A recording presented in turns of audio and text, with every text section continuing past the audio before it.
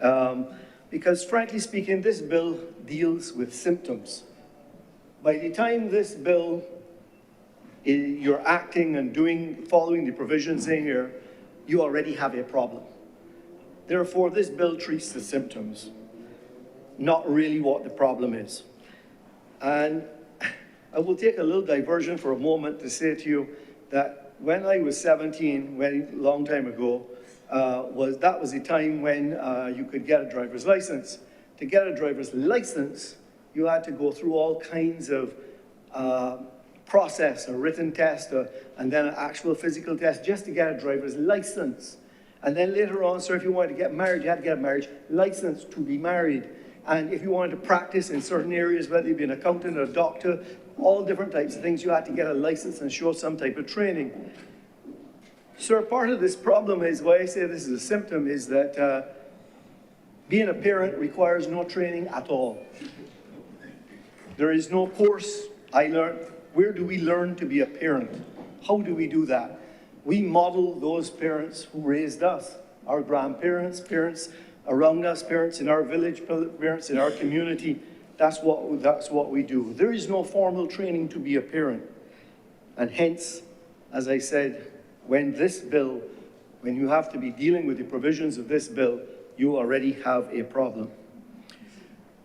Sir, Article 3 of this bill, the third paragraph, speaks to the purpose of this. And I must say that prior to reading this bill, I had not read the United Nations Convention on the Rights of the Child. And because I read this bill, it caused me to go and read this because it was referenced in there. And it references, when I read it, there are 4 points that I want to bring out. The first point I want to bring out on this United Nations Convention on the Rights of the Child, point 41, tells us in here that if the laws of a country protect children's rights better than this convention, then those laws should be used. So, sir, this is a minimum standard. This is a minimum standard. But we could do more if we wanted to do more. That was great to know. This is not something that we only follow. 3 other points. Point 24, sir, of the convention says children have the right to the best health care possible. The best health care possible, sir. Point 28, every child has the right to an education. Primary education should be free. Point 29, sir, children's education should help them fully develop their personalities, talents, and abilities. When I read those 3 together, what I clearly understand is that we, in saying that this is the purpose of this bill, in item 3, and adopting this convention, we all agree that our children should have the best available health care and the best education that they could get. And it is on those 2 points that I would like just to expand, sir. I question, having understood that, what our priorities have been as a country over successive governments for many years. Let me start with healthcare, sir. I worry greatly, and all the stories that we hear them, some in here, some in the media, some on television, some at parties we go to, we hear of difficulties in getting health care at the hospitals, in the polyclinics, wherever it might be. Now remember, sir, I'm tying this to, we say that the purpose, we adopt this fully. And therefore, by extension, we are making the commitment that we are going to give our children the best health care that they can get. And I worry that that is not so. I worry when I see the amount of private charity money that has to go into our healthcare system to keep it running.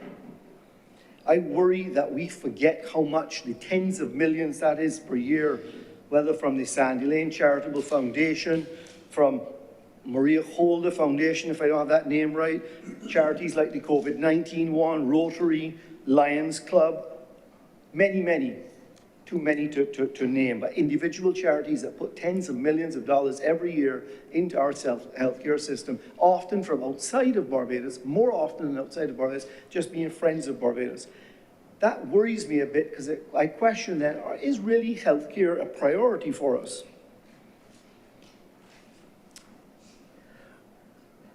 So when I think of a priority, Mr. President, I think of relationships. When someone in a relationship says, you don't make me a priority, what does that mean, You don't think of them first, you don't give them your best time, you don't give them your best effort, all of those things. And I worry, frankly, when I look at our healthcare system from a government point of view, can we really get up and say that it gets our attention first? It gets the first money that we have. It gets the best equipment that we can afford. It has the best facilities it can afford. And every child in Barbados can get the best health care. Because what I see today is that quite often, sir, there's two levels of health care in Barbados. There is one where you rely on the public health care, and there's another healthcare system where if you have insurance or other means, you can get better health care. And sir, the Barbados I aspire to is that we should all have as a right, as we have signed on to here in this Convention on the Rights of the Child, as it states in Article 24 of it, children have the right to the best health care possible. That's what we should be doing. And it should not be that we have two systems going. I'm a capitalist at the end of the day. I've said that, so I'm not embarrassed to say that. So I understand that people build businesses and some will do well and some won't. I understand that. And some will be able to afford some things and some won't. I understand that. But if healthcare is our priority, at a minimum level, sir, the best healthcare should be affordable to all. And I would like to see that back as a top priority for us. The second part that worries me about priorities, sir, as I've said, is the education. And I've spoken on this before, and again, I don't want to take up too much time. But it's almost 50 years ago, not quite, but fairly close to 50 years ago, that I went into that great institution, Harrison College. And I got an excellent education, sir. And what I'm going to say today is probably going to annoy some of my friends, so I'll be in trouble this evening, sir.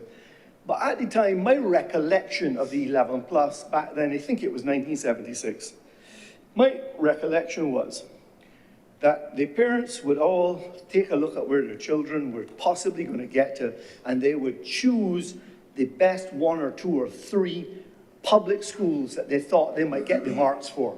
We all aspired to go to a public school. That's where the best secondary education was available. Whether it was in my days, it was not gender together. So Queen's College was girls and Harrison College was boys and so on. So as a boy, you would want to go to HC, you wanted to go to Commere, you wanted to go to Foundation, you wanted to go to Lodge. Those were the things. My worry, and at that time, sir, there were very few private secondary schools. You had the secondary school like MAPS College, which was run by the Catholic group. You had the Ursuline Convent, again by the Catholics. You had, later on, you had MAPS College came out. But really and truly, and this is the part that'll get me in trouble, those schools were not where you aspired to go to. You aspired to go to the public school. If you got a good enough mark, you went to the top school. If you didn't get the mark where you thought you were going to go, hopefully you got a bursary, and then you slipped into a private secondary school. Today, sir, my concern is that's completely reversed. The first choice is not to go into the public school system, because it's a difficult place to go. If you're not the top child and you can teach yourself, you will possibly not get a good education there. And so what I want to do is I want to tie the two of these together without speaking for too long, because remember, we're talking about the rights of our children. We're talking about this particular bill in front of us. How I want to tie these two together, sir, is that when we choose priorities, and healthcare for our children, education for our children, must be amongst our top priorities, if not number 1 and 2. And I'll tell you why also a little bit further on. If it's going to be your top priority, I would think that the people who work in those areas, education, sir, and healthcare, would be our smartest people who are paid the most, who work in the best conditions that they can work in. And I am fearful today, sir, that that is not true. That in our school system, it is not the best facilities. Our school teachers, sir, are not paid the highest salaries. Our doctors, our nurses, our healthcare worker providers are not working in the best conditions. And all I'm asking, sir, is that again, I am not criticizing this bill. I am talking about a systemic issue over multiple generations, it seems. I went back 50 years to compare, sir. I didn't go back 5 or 10 or 20. I've seen a deterioration in it. And what I would think is that if healthcare and education are our priority, as they should be, because it wasn't that long ago that we talked in here, sir, about the challenge that we have with the National Insurance Scheme, where we have a declining workforce, we have an aging population. So in fact, what we need is we need highly educated children coming out of our school system today who can be high income earners, because there are less of them to pay for us, sir, in our old age, which is not far away. I'm very, very sorry to tell you, Mr. President, but we're not far from it. So we need, if you have less and less, we need them to be highly educated. It is silly for us not to invest our first available dollar in the education of our children. Mr. President, I raise on a point of order. What's the point of order? Mr. President, I hate to interrupt my good friend, the Honourable Senator, but I think that the records will show that every successive government since independence, every successive government, save none, the two largest calls on government expenditure have been education and healthcare, without exception. So it is misleading to attempt to say that those have not been government priorities. And I say this as a Barbados Labour Party administration with the acknowledgement that every single administration since independence, and I let it go a couple of times, but I wanted to raise in a point of order because it is misleading to the public. Please proceed, Senator Mandel. Thank you, Mr. President. And if in fact my words were to mislead, I will apologize. Would not have been my intention. However, perhaps I will like to see it even more priorities. And I will provide some solutions for that, sir. So as I said, this bill, I support it fully. I hope that as we progress, I think I read some very encouraging words recently. I saw that the government has acquired the former Ursuline Convent, and that at that time an announcement was made that they'll be partnering with a Ivy League school. I've since seen that the government has signed a memorandum of understanding with Columbia Teaching College, I believe it was. So all of these things are positive things. So I would agree with Senator Cummins that there has been lots of positive things done. However, I go back to my material point, which is to say, sir, I have no objection to this bill, and I like the fact that we acknowledge in this bill that the United Nations Convention on the Rights of the Child are acknowledged, and I do hope that we will focus on these as we have done and will continue to do so, so that our children can have the best education and can look after the President and I in our old age. With those words, I'm obliged to you, sir. Thank you very much, Senator Malaloux, and thank you for looking up for me was, in our old age. Thank you very kindly. Senator Reverend Morris. Thank you, Mr. President. Good afternoon, fellow senators. Sir, I rise to support this legislation, but before I do so, there are certain matters that I wish to correct before I go too far. And one has to do with, I see she has left her seat, Senator Watson, on her, that she spoke more of education than she spoke on this bill. And in her chastisement of the CXC. As I speak to you, sir, I am the chief examiner with the CXC for advanced level history. So I know the various workings and how this goes.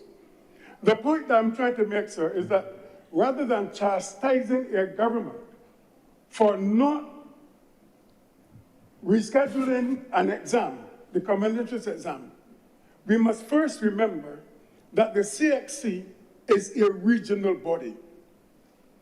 And therefore, you are marking certain papers, marking them all over the region. I know that there were attempts to have the examination rescheduled. But that, sir, would mean prioritizing the common entrance exam, pushing back CSEC, pushing back CAPE, and then we have a problem with our students entering university on time. That has been the problem. The second thing,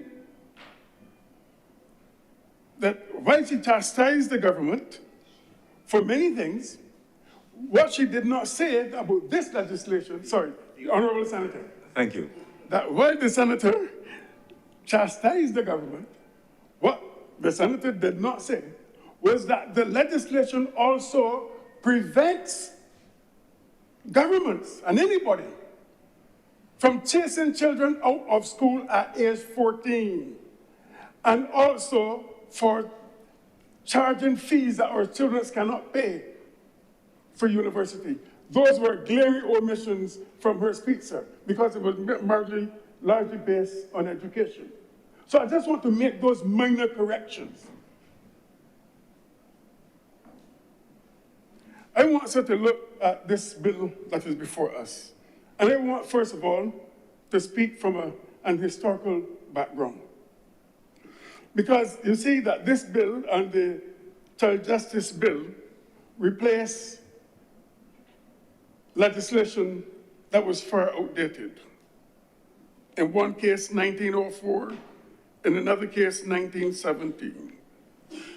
And if we have legislation that is being passed in 1904, it means that it was conceptualized maybe in the 1800s. And even if we use 1900 as a base, that would have been 62 years since the abolition of the slave system. And even then, that system, even if it was a democracy that worked for the few and not for the many. I'm saying to you, sir, that the crafters of this legislation, even though it appeared to protect children, it didn't. It didn't. The crafters of this legislation, sir, were not like you and like me. We were not their interest. The children of this country were not their main interest. That is why some of them could commit a crime against children and only pay $24 and get off and go away scot-free, because that's what I call it. No, sir, I'm not racist. I believe in the dignity of humanity. I believe persons, white, blue, black, pink, all have a right to live and have the right to existence. I have a right to freedom and liberty to express their views.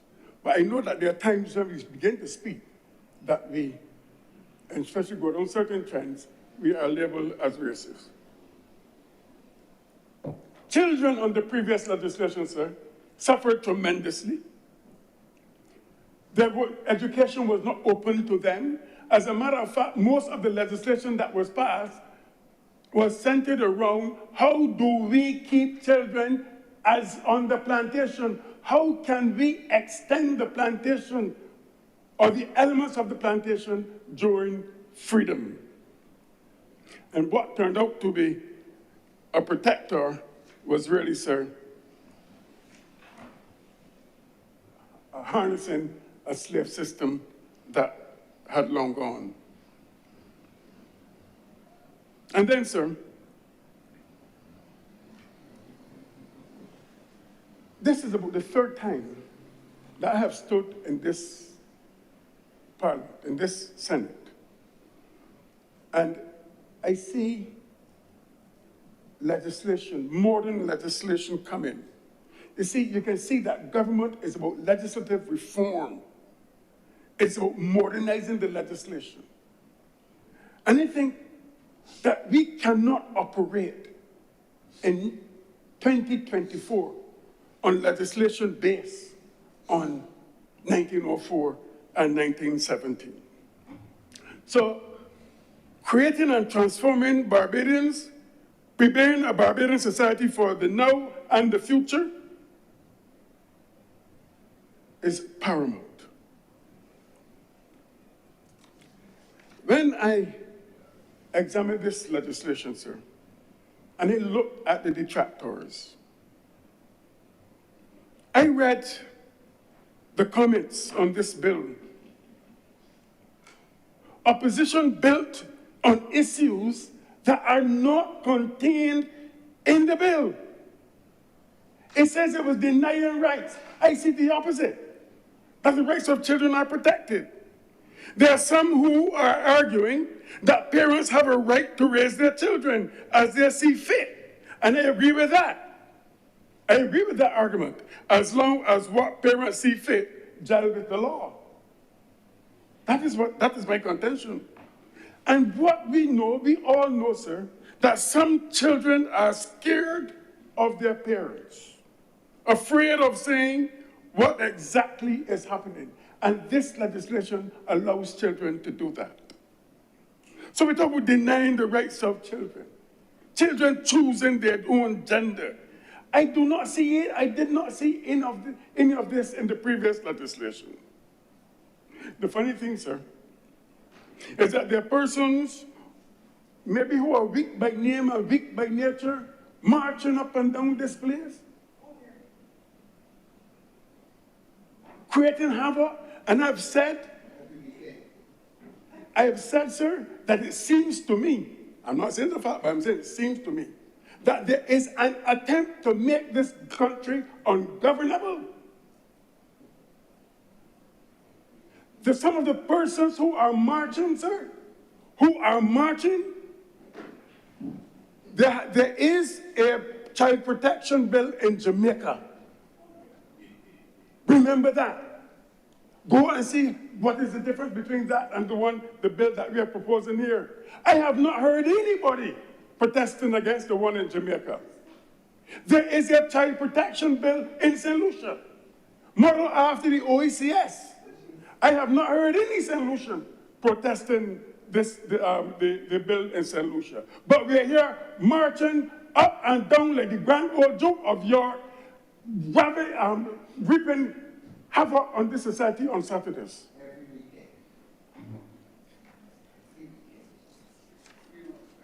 It is a necessity there. This bill is a necessity because a nation has the right, and not the right, the responsibility to protect its most vulnerable. And in this case, we're talking about the very young. We're talking about children. Why is this necessary? Because in our society, parents are outsourcing their children. In fact, it seems as though that many parents are not taking responsibility for their children, but they are outsourcing them to various agencies for protection. We talk about maternity leave and paternity leave so that parents can bond with their children, but the parents are outsourcing their children. They're outsourced to their nurseries. They're outsourced to kindergarten. And this is all a result of the market, the consumer market. They're outsourced to the new things they have in the schools, the little infant schools, I can't remember what they call them. They're outsourced to the schools where the principals have become the surrogate grandparents and the teachers have become the surrogate parents. And any time that we see children being outsourced, government has a right to bring legislation to protect these children.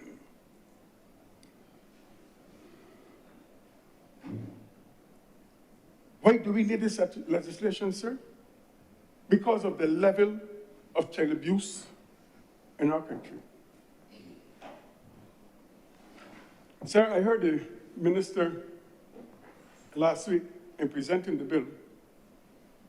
I heard him say that we should speak of our own experiences. And I intend to speak of my own experiences today. At the age of 23, I was asked to sit on the board of the Child Care Board. And at the first meeting I went to, sir, it was a horror experience for me. Because when the child care officer presented her report, first instance, a child, a boy, of course, given trouble in the house, or assumed to be giving trouble in the house, or was blamed for giving trouble in the house. The mother told him to keep quiet. The boy kept moving up and down. And she was at the stove cooking. And she took up that boy and put his hand in the saucepan with boiling water. That was the case that was reported. There's another case, sir. Another case. Where there's, the truth is, I can't remember if it's 2 years or 2 months, but I'm sure the minister remembers it very well. But this 2 months, I think it's 2 months. Baby, vomiting ceaselessly. And when they did a search on the baby's body, there was traces of male semen on the baby's stomach. That baby couldn't talk.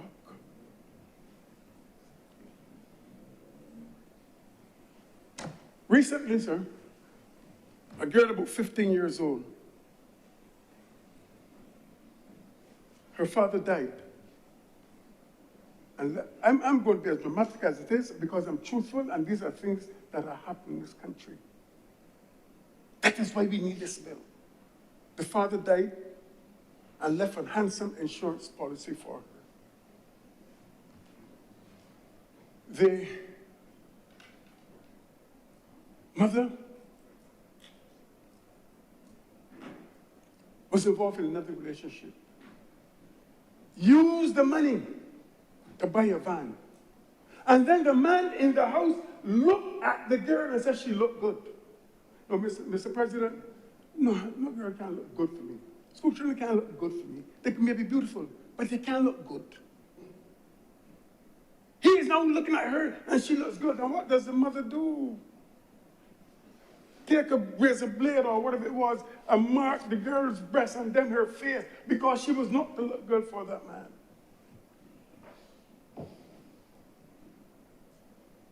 On leaving CBC, sir, this is the most horrid.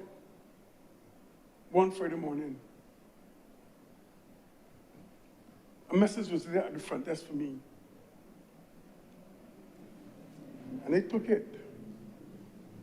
And the lady said, call me. I called the number. She asked if I could visit her now. And I did. She said, I'm about to show you something, but I don't want you to feel that I'm disrespecting you. She said, sir, I have not had sex since the age of 7. Since the age of 7, she began to show me all the scars of the destruction that was done to her body. She said, don't call my name, but I want to talk about what we are going through in this country. That is why we need this bill, sir. Because there are a lot of families staying at home and they are waiting for the stranger to appear. The stranger to appear who will abuse the persons in the house. The stranger never comes. Never comes. Because the stranger, the abuser, is in the house. I speak in, sir, with a certain degree of passion. Because what I'm seeing and having experienced as a teacher,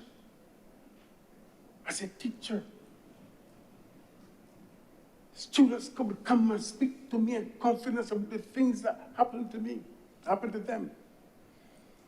And they could not say a word. Because whenever it happens, they are advised, you can't say this, because this is who is supporting this house. So we have abuse at home and in the schools as well. There are children who are sexually molested by teachers in the schools. That too must stop with this legislation, because it now has to be reported. It can no longer be kept silent. There's a form of a parental abuse too, sir, that is happening. I have a daughter in Canada who's a teacher. And she called me, and she said that a black student called her a nigger. I asked her, what did you say? She said, I ignored him. I said, but all you had to do was to congratulate him on recognizing that you're a nigger, because a nigger knows the characteristics of another nigger, so therefore she could call me a nigger. She was just dead. But she said the reason why she didn't say anything, because that boy was a family of 3 boys. 3 boys. The first was 14 and the other 2 were twins. And because the mother did not have a girl, she took one of those boys and tried to turn him into a girl. And life is very uncomfortable for him in the school. The older brother doesn't want to associate with him. Children are laughing at him. And one day, she found him with this long thing like a nail,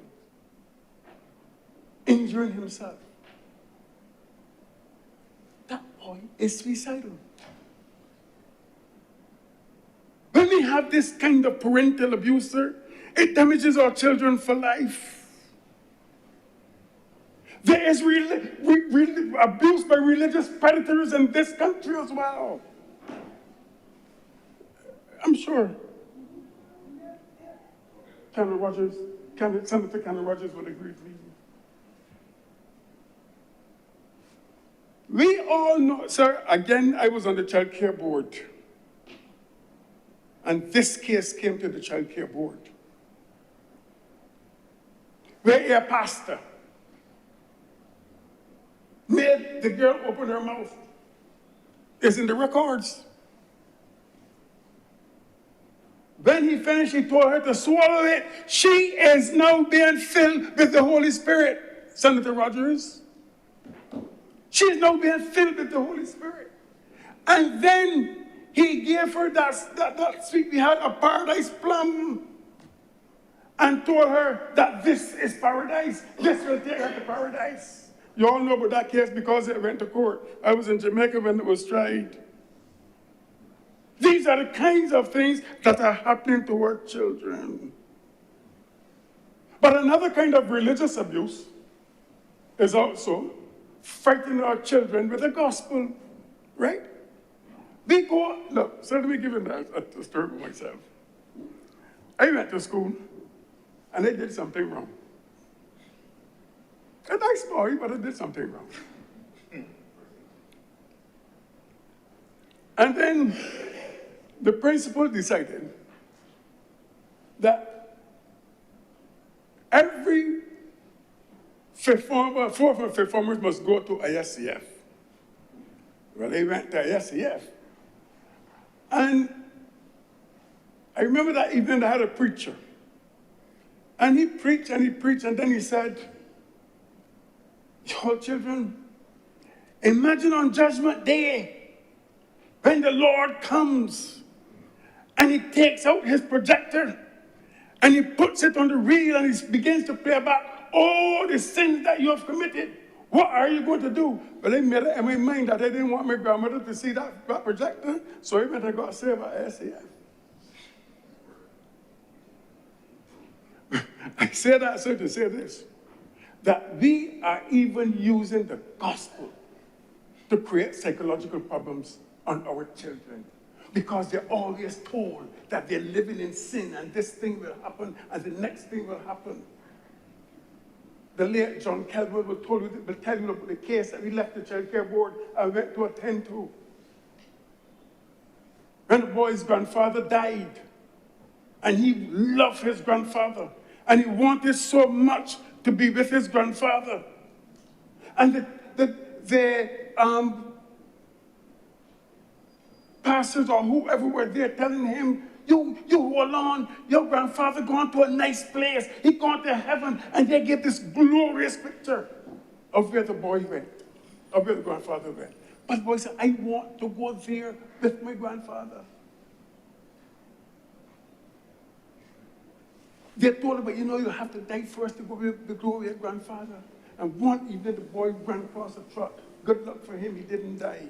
This is the kind of religious practicing that we are doing on our children. And it should stop.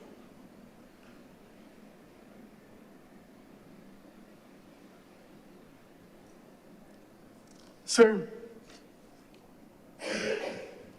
we must protect our children. When you look at the tables for abuse every year,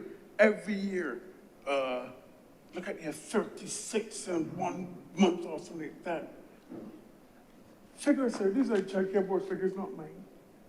Abuse of our children. And we need to protect them.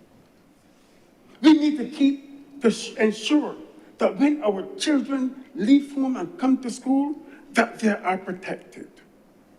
You know, there are some persons that I know have gone miles to protect children. And I'm going to call her name. And her name is Mrs. Denise Nurse. I'm sure you would know. I know that Senator Nurse is a very patient man. I know from my days with her, he had to be a patient man. The many times she got up 11 o'clock at night, Senator, to go to look out, she's leaving her children at home to go to look after other children. And I'm sure that because of her, there's one person who reached certain heights in this country. And I've never heard Mrs. Nurse's name called. She saved that girl, saved her, so that she could realize her own potential. I'm saying to you, sir, that we need to protect all our children, the most vulnerable in our society. The time will come when we'll be able to speak on those, on the elderly. But as it stands now, our children need that protection. And the one thing that I like in this legislation is the fact of mandatory reporting. Mandatory reporting. If we do not protect our children, tell me, who will? I'm much obliged to you, sir. Thank you, Senator Reverend Morris. Senator Reverend Canon, Dr. John Rogers. Thank you very much, Mr. President. It is indeed an honor to be recognized to say a few words on this piece of legislation before us, and I thank you. I wish to also thank those who were responsible for giving me the opportunity to sit on the Joint Select Committee that perused this bill and interfaced with the public. A commission that was ably chaired by the Honorable Tony Moore, and with the expertise, I must mention, of Ms. Sean Bell from the CPC office, who was stellar in guiding us through some of the intricacies of the bill. I also wish to thank those members of the public who made submissions to the Joint Select Committee and who appeared before the committee to represent their perspectives. Granted, as has been said on several occasions before during the course of this debate here and in the other place, some of the submissions did not really apply to the bill before us. But I wish to encourage those who have this deep care and concern for children to continue doing so and continue to advocate for the rights of children in our country. I also wish to thank and recognize Mrs. Faith Marshall Harris, who was instrumental in putting this bill together, and I would have had the opportunity to sit with her, the privilege really, to sit with her on the Committee for Monitoring the Rights of the Child several years ago. And so I want to encourage her to continue the work she has been doing in pushing the UN Convention for the Rights of Children and the Human Rights Convention. I find it quite apropos that we are reflecting on this bill during Child Month. And the Child Month that is being reflected on under the theme, Children, Building Hope and Resilience for Tomorrow. It was the African-American orator and writer and abolitionist Frederick Douglass who said, "It is easier to build strong children than to repair broken men." It is easier to build strong children than to repair broken men. And I've highlighted that quote to make the point that this piece of legislation may well be amongst the most important that we have had the privilege to reflect upon during our time in this chamber. And I say that without fear of contradiction because our future is really our children. And it really speaks to the future of the nation. When one gleans the pages of history, just as a cursory look, you'll recognize that whenever persons are targeting a civilization or targeting a nation or anything, the children are the first points of entry. They're always the first points. It's there in the Bible as well. In the book of Deuteronomy, Deuteronomy is written at a time, sometime around the 8th century, when the little nation of Judah, that was a conservative little nation, all of a sudden finds itself as a part of on the global stage. And Assyria is coming in and they're imposing their culture and everything. And what does Deuteronomy tell us? Constantly throughout that book, teach it to your children and your children's children. Make sure that you instill these things in children because they're going to be the first points of influence. The same thing is true there in St. Matthew's Gospel, chapter 21, when Jesus goes into Jerusalem on Palm Sunday and everybody is in euphoria. It's the little children who are running through the temple singing, "Hosanna to the Son of David." And the chief priests are telling them, stop. Because they realize if this takes root, we're in trouble. It's always the children, you see? And so, as I said, I will not knock those who made submissions and who are very passionate about their concerns for children because it's very real, it's very challenging. I would not even knock parents in the 21st century because many of us are struggling to keep up with our children. The technology is moving so quickly that by the time we get used to WhatsApp, they go on to something else. And that's just the nature of parenting in today's world. So it's very challenging, and we can understand why some parents will be frustrated. But long before John F. Kennedy opined that children are the world's most valuable resource, and indeed, they're the best hope for the future, Jesus was telling us this. It was Jesus who said, unless you become like one of these little children, you will not enter the kingdom of heaven. And what was he really saying? He was extolling the purity and the innocence of children. And just to use modern day analogy, our little children come into this world like little tablets, little devices, empty, and the world downloads its material on them. And so it is very important that as parents and guardians, we pay close attention to what is being downloaded. But it's even more important that we pay attention to what we upload. Because in many instances, we are uploading things that are not beneficial to our children. And why? Because it's natural. Every generation tends to lower the moral bar because we always feel that our parents were a little too strict. So we will ease a little bit on our children.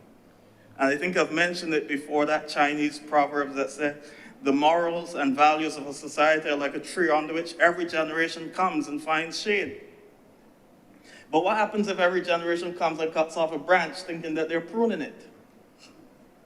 At some point in time, some generation will come and there'll be no tree. And so we have to recognize that this is the world in which we're living. And these are the challenges that people are facing. So we have to be careful what we upload on these little tablets that God has given to us. It's for that reason, I believe, that Jesus went on to say in St. Matthew's Gospel, chapter 18, verse 5 and 6, if anyone should cause one of these little ones to stumble, it is better that a millstone be hung around his neck and he be tossed into the depths of the sea. That's a serious thing, sir. Granted, we can expand it and recognize that he may well have been speaking about religious leaders, as Senator Morris pointed out, because he's really saying to us, you've been given the responsibility of caring for these people. And if you cause any one of them to fail or falter, they are your children. I know that there are some denominations that do not refer to their religious leaders as father, because there's a passage that says, call no one father. But there's also a passage in 1 Corinthians 4 and verse 15 where St. Paul said, you have many teachers, but you do not have many fathers. I became your father in the gospel. And that's really where it comes from. It's a role that we play in nurturing the children the people that have been placed in our care. I perceive that this bill, sir, along with the child justice bill that we will debate not many days hence, are two sides of the same coin. Because the atrocities that the child protection bill seeks to avoid may in many cases be the causative factors that the child justice bill seeks to address.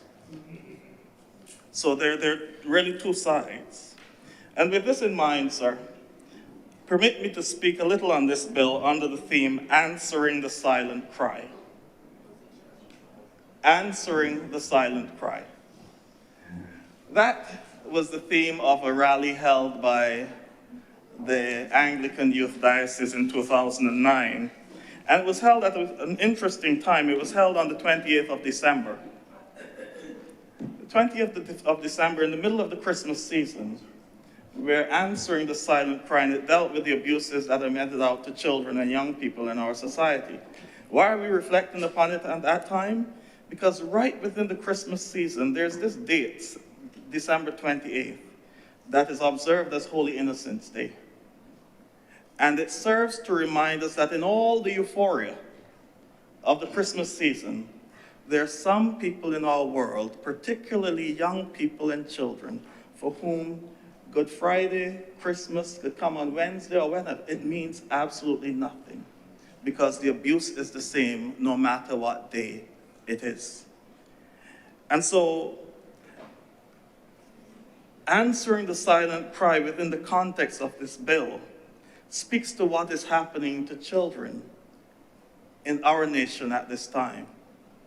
And I dare say that that silent cry is very loud in our community for those who wish to listen. On average, as we've heard, there are about 600 reported cases per year of child abuse. Reported. I read a study from Child Protect Children's Advocacy Center in Alabama, which suggested that for every incident of child abuse reported and child neglect reported, there are 2 others that are not. So if we're over 600, Taking that into context, we're dealing with 1,800. That's about 60% of the children who sat common entrance this year, sir. 1,800. That may well be what we're dealing with. The silent cry may be louder than we can possibly imagine or even want to imagine. I remember some years ago, I always have to quote a little calypso, sir.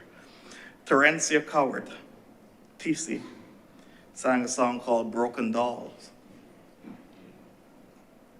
There are a lot of broken dolls in our society. The virtues of this legislation have been touted in both chambers and already, so we need not regurgitate them, other than to say that I want to specifically point out that I support the purpose of this bill, set out in Section 3 and grounding it in the UN Convention on the Rights of Children, because the UN has been at the forefront advocating for the protection of children. And sometimes in this part of the world, we may not be au fait with some of the challenges that others are experiencing. But there are countries in this world where children, babies, undergo what they call IGM, infant genital mutilation, as part of culture, abused. And what the United Nations is saying, we cannot do this anymore to children. We're scarring them for life, as in the case that Senator Morris pointed out earlier. Section 5 also deals with what is a child in need of care and protection. And that section spells out very clearly that this bill will not necessarily touch many children in our society. But it is important that it touches the ones that it needs to touch. The ones who have no one to stand for them, the ones who are victims of abuse, the ones who are there and every night cannot get a night's sleep properly because they're listening for those footsteps coming to the room.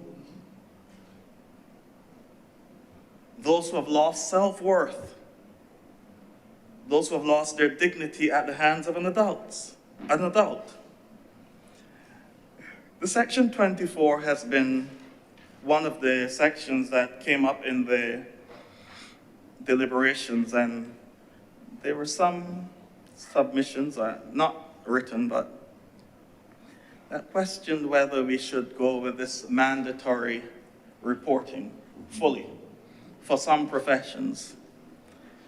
Sir, I'm a priest, and I know that within our traditions there are seals of confession and so on.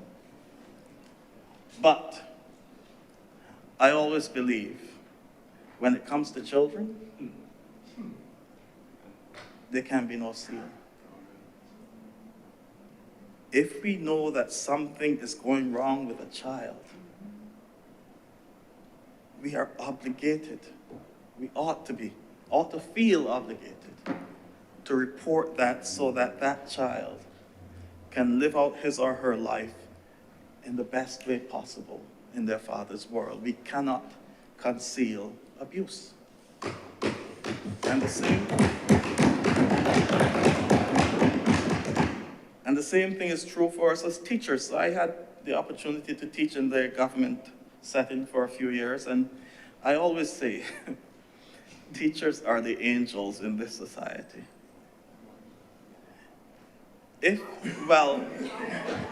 After he left.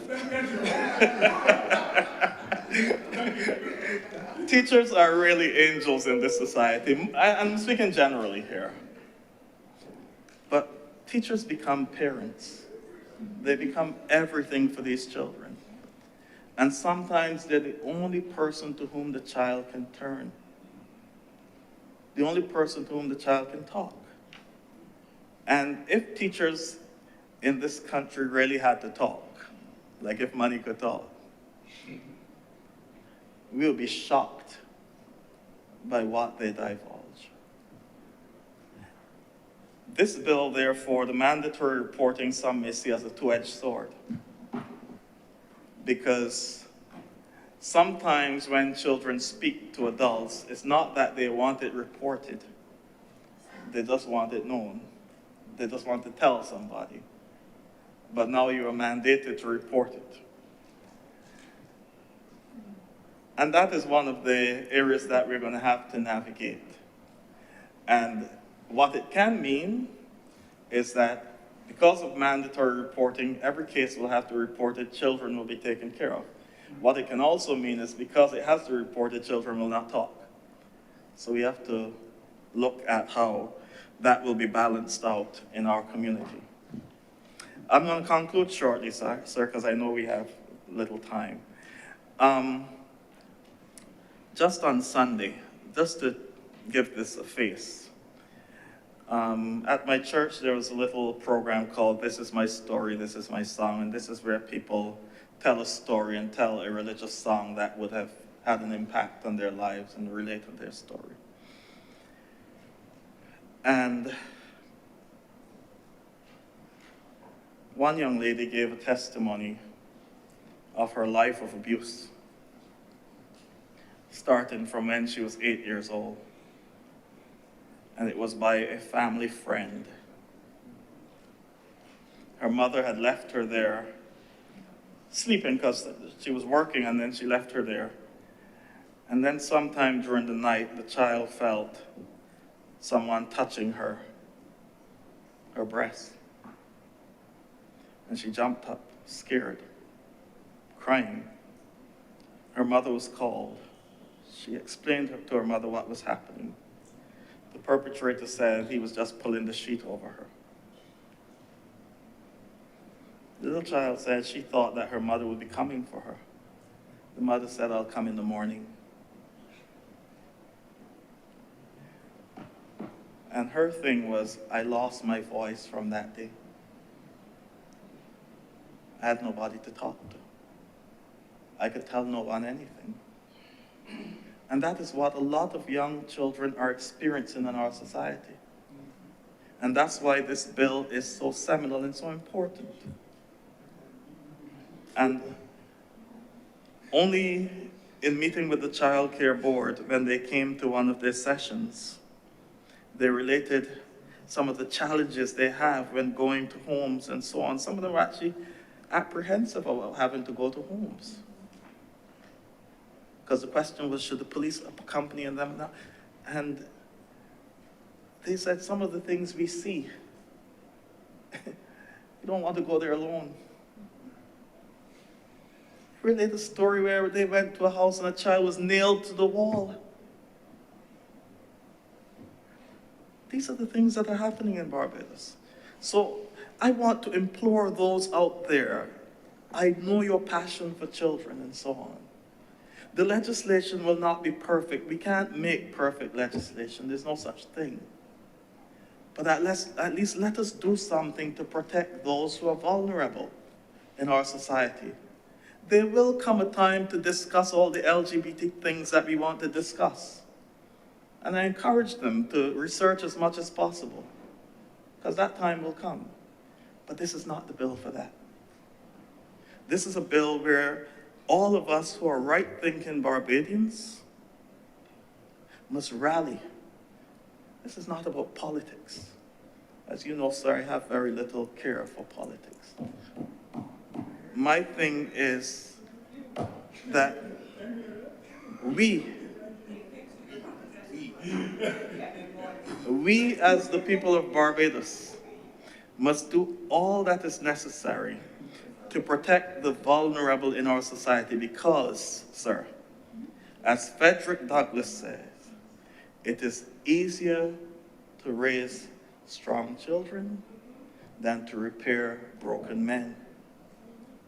If we create broken people in our society, it's going to come back, and I'll tell you where it come back when we talk about the Child Justice Bill. With those few words, I wish to thank you. Thank you very much, Reverend Canon Dr. Rogers. Senator John King. Thank you very much, Mr. President. I want to pick up from where Senator Rogers left off. You know, Barbadians have a way of burying their heads in the sand and pretending that certain things don't happen.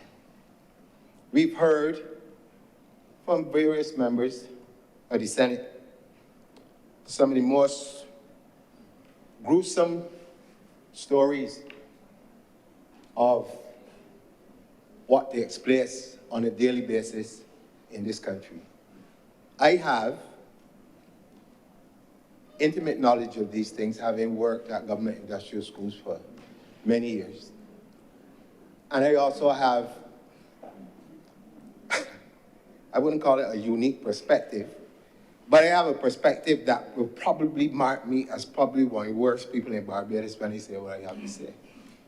But I also live my life by one very simple thing. The truth will set you free. And the truth is the truth. A lot of the problems that we face, I've heard a lot of mitigating statements, and poverty, and all sorts of different things that we said these are the reasons. But if you look at the society within which we live, the majority of people in it come out of poverty. In fact, I dare say the majority of them are still poor. But that does not mean that because you are in poverty or you experience these things, that automatically you get a pass for bad parenting. And I know a lot of people would like to pretend that this is a mitigating factor. I'm not in that. And I will never be in it. Because I've seen too many things over the years that point to some people who, and let me put it as simple as this analogy so you understand. Get children, but really don't care about them 2 minutes on a watch. And I hope you understand what I'm saying. They don't. But they get the children. And you know what it leads to? Something which I call welfare fraud. Because one thing goes into the other. They have no intention, none, of providing for these children. So you see somebody, 5, 6, all come through my hands. Government industrial school. No mitigation factors, nothing you do. And then you look further down the road and you realize, well, okay, but there's a grandfather somewhere, same problems. You see, it's a vicious cycle. Vicious cycle all the time. Now, in some of these cases, yes, I understand. But I'm also clear in my mind that there is something called the power of choice that we as individuals have. And I always say to people, look, we're not perfect, none of us. We will all make mistakes. And as was mentioned by Senator Manilow, there's no parenting manual. Like it or not, we all learn from our parents. We learn what to do and what not to do. Because from your own experience, you will devise what it is you want your children to experience by you being the parent. But in too many cases, Mr. President, we have situations where men still playing village rams, 4 and 5, all across the country, don't look at none, have no relationship with them at all. Just get them and drop them. And then where do they end up? 99.9% of the time they end up in state. State can look after them. And I'm saying to you that the time has come where we as men must own up to these things. When you fall short, you got to be able to say, look, this is on me now. What is it that I'm going to do? What actions am I going to take to ensure that my children have at least some sort of relationship with me? It might not be the best in the world, but what is it that I'm going to pass on to these children, that they don't make the same mistakes that I would have made, or that my father would have made, or that my grandfather could have made, to break that vicious cycle? Because it is a cycle. But we cannot keep coming into Senate or the other chamber and making out everybody to be victims. Especially when we start talking about ourselves as black people. You can't be the victim all the time. There's a word called responsibility. Where does it begin and where does it end? You decide to get children. You make that decision. You do what you have to do to get them. You think you get them. You're responsible for them. And you can talk what? Any government, I don't care which one it is. BLP, DLP, Breadfruit Party, don't care. It is the responsibility. First protector is parent. First nurturer, parent. And if we don't fix the parenting problem, future generations are going to be coming into this Senate to discuss expansion of this bill in order to deal with the new problems that are going to arise, because for every generation there are new problems, things that you've never seen before. And when I look through this particular bill, one of the things that really stood out to me was the whole idea of the cyber crimes. Where now many parents are happy to joke this here in the children's hand and let this raise them. And I can talk in pure Beijing because you can't see, you know what I'm saying. They are happy to put this in their children's hand and leave them to look at whatever it is they want to look at, speak to whoever they want to speak to, not knowing who's on the other end in a Zoom meeting or on a telephone. You're opening up your child to all kinds of problems and all kinds of people.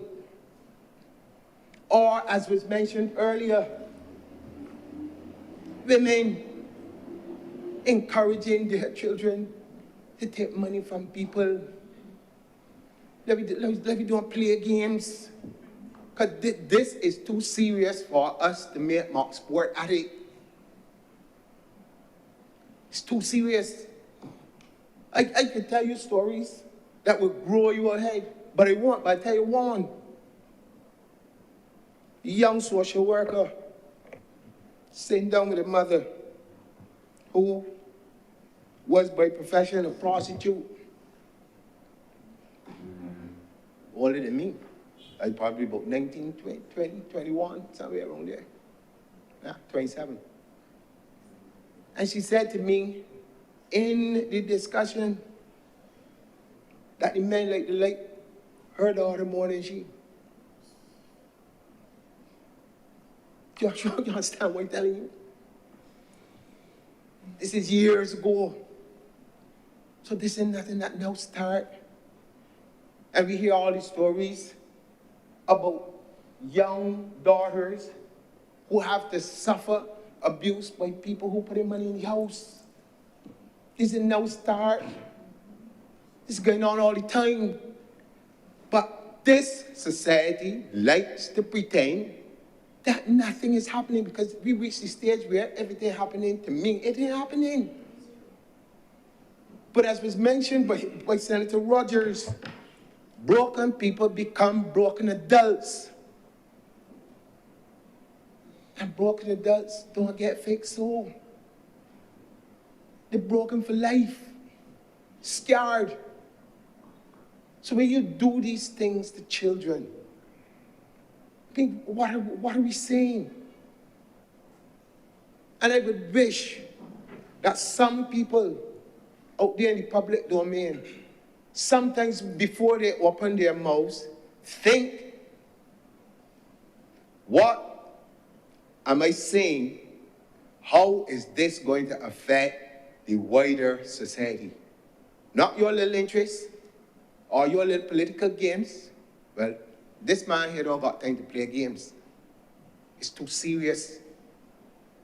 So that when you take things and twist them, and you know that that is not what we're discussing, as was mentioned by Senator Rogers, but you're trying to make a political point by twisting things and turning them, but you fully well know that it is not that. It might be fun and games for you, but serious people can get hurt or misled on issues that are really being taken because the situation demands that you take them. You know, the reality is this: no government makes laws unless there's a problem. You don't just come up with a law every 5 minutes and say, okay, here comes a set of legislation. There has to be something that is the catalyst for you to have to respond. And that is why we are here with this legislation, because the country out of ethics and out of morals. It isn't about church, and it's about simple common decency. Understanding this is my neighbor. This is a child. This is an old African proverb. It takes a village to raise a child. I experienced that as a youngster coming to Barbados. I experienced it. Where did that end? Rather, when did it end? When did we change? When you reach the point where nobody looks out for anybody anymore. So government got to step in, a government has to step in to fill a gap where a community would have been the first place to do that. Even listening to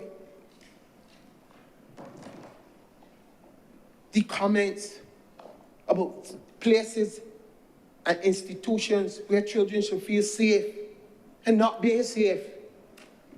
That's a serious indictment on us as a people. I mean, some months ago, probably a couple of years ago, maybe, there was a thing on social media going around with young men coming off a cruise, and a child can't be no more than about 10 or 11, with a bottle of brandy holding it so, and big people skinning them out and laughing and carrying on. Or I could do morning, a woman, godchild holding by hands and walking up on a big woman. Huh? And everybody's skinning them out. Like this is a joke, like this is a joke. Well, it is a joke because we become a joke society. You can't be serious. You cannot be serious. And if you don't put a stop, it gets worse. Young men that should be productive members of the society. Every time you look around, boom, boom, one day. You think that is because of just poverty? No. It's a lack of parenting. A lot of things have changed. I agree. We don't have the extended family like before, where if a father was not present, you had a lot of uncles and aunties and other things that would be around to help. Those days are done. The nuclear family, as we know it, even that changed. So there's a problem. And we are reaping the whirlwind of that now. That is why we got to deal with all of these things.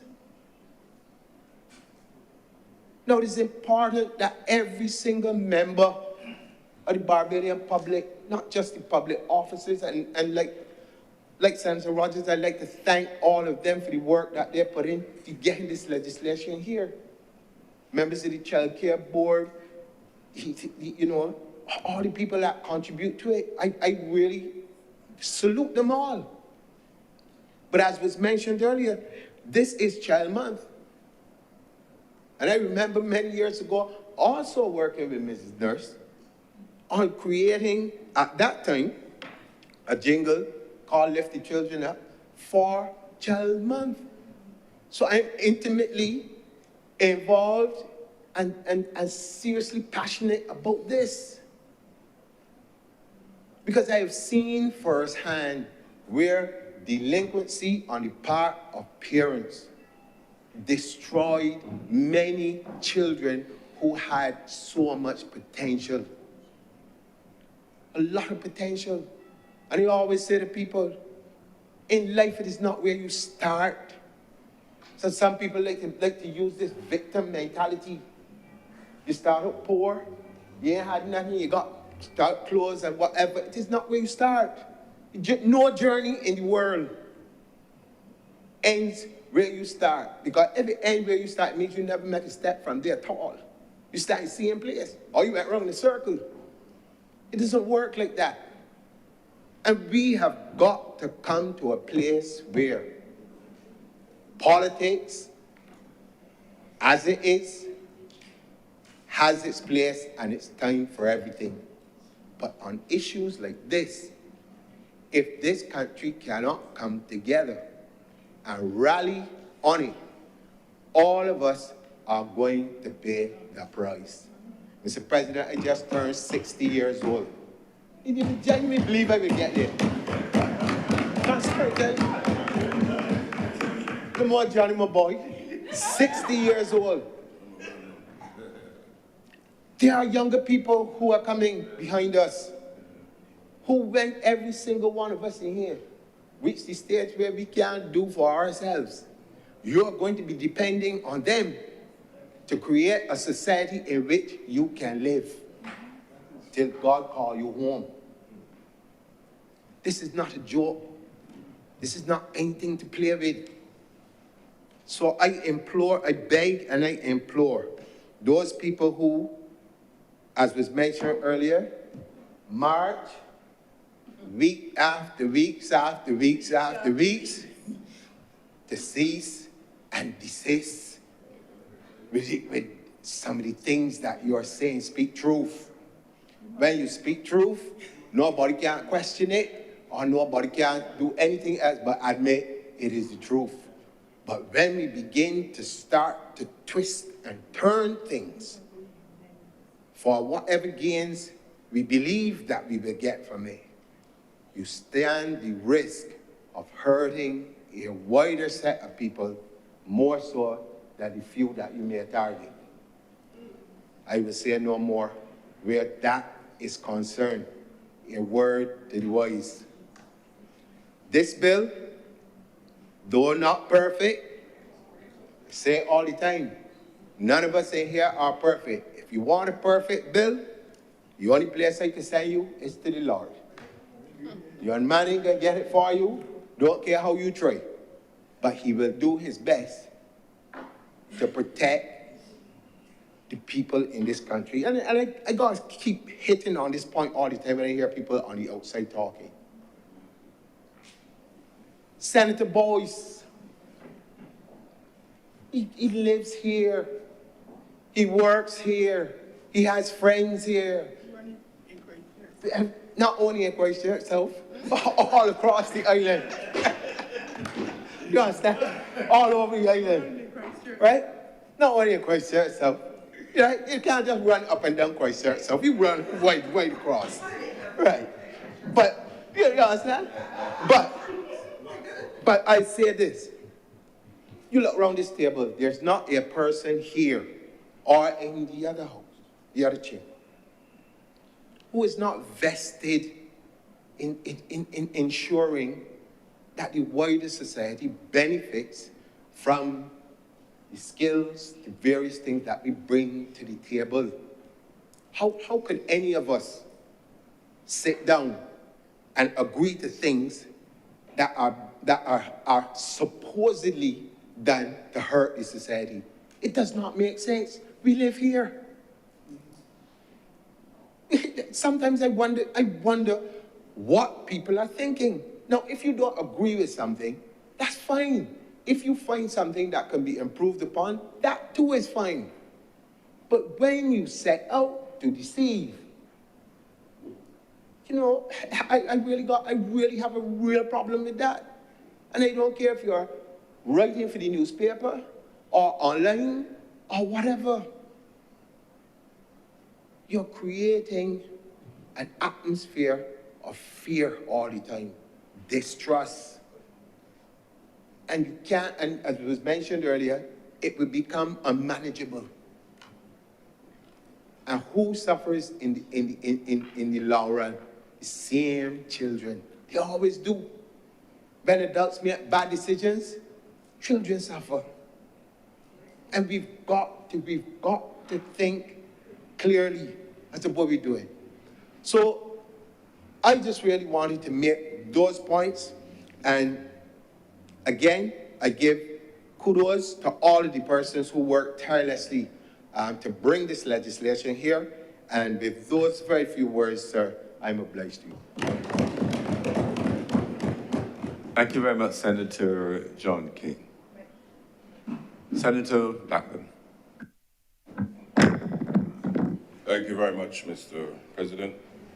I want to start by commending this bill and to also publicly commend my colleague who sits in the other house, the minister with responsibility for this bill, and to thank him and his team, and also to make mention of a prominent Barbadian, a proud Barbadian, and one who sits on the United Nations Committee on the Rights of the Child, Faith Marshall Harris, who continues and has been a champion on the global stage on the issue of the rights of the child.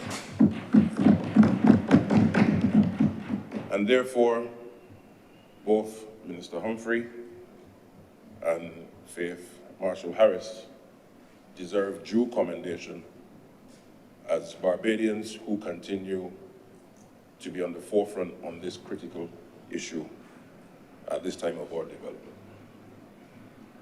And Mr. President, as I start in what will be a relatively short presentation this afternoon, we live in a world where, sadly, and you've heard various honorable members speak to the issue, that these bills and these legislations and these treaties, as it were, don't just come out of the blue. They're there, sadly, as a result of issues that face children around the world.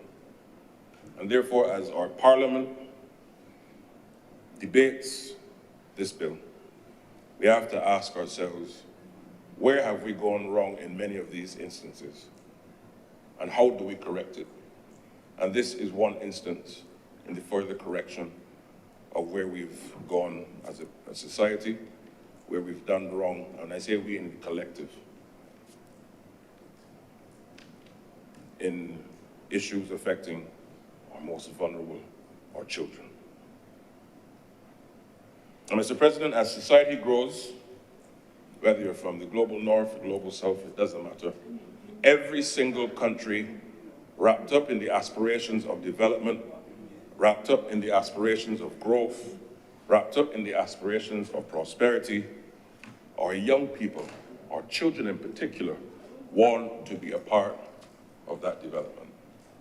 But there are things that continue, sadly, and you've heard the examples today.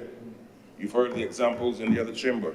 There are things that sadly happen in our society that thwart that aspiration and that ability for our young people to do what young people and children do, be children.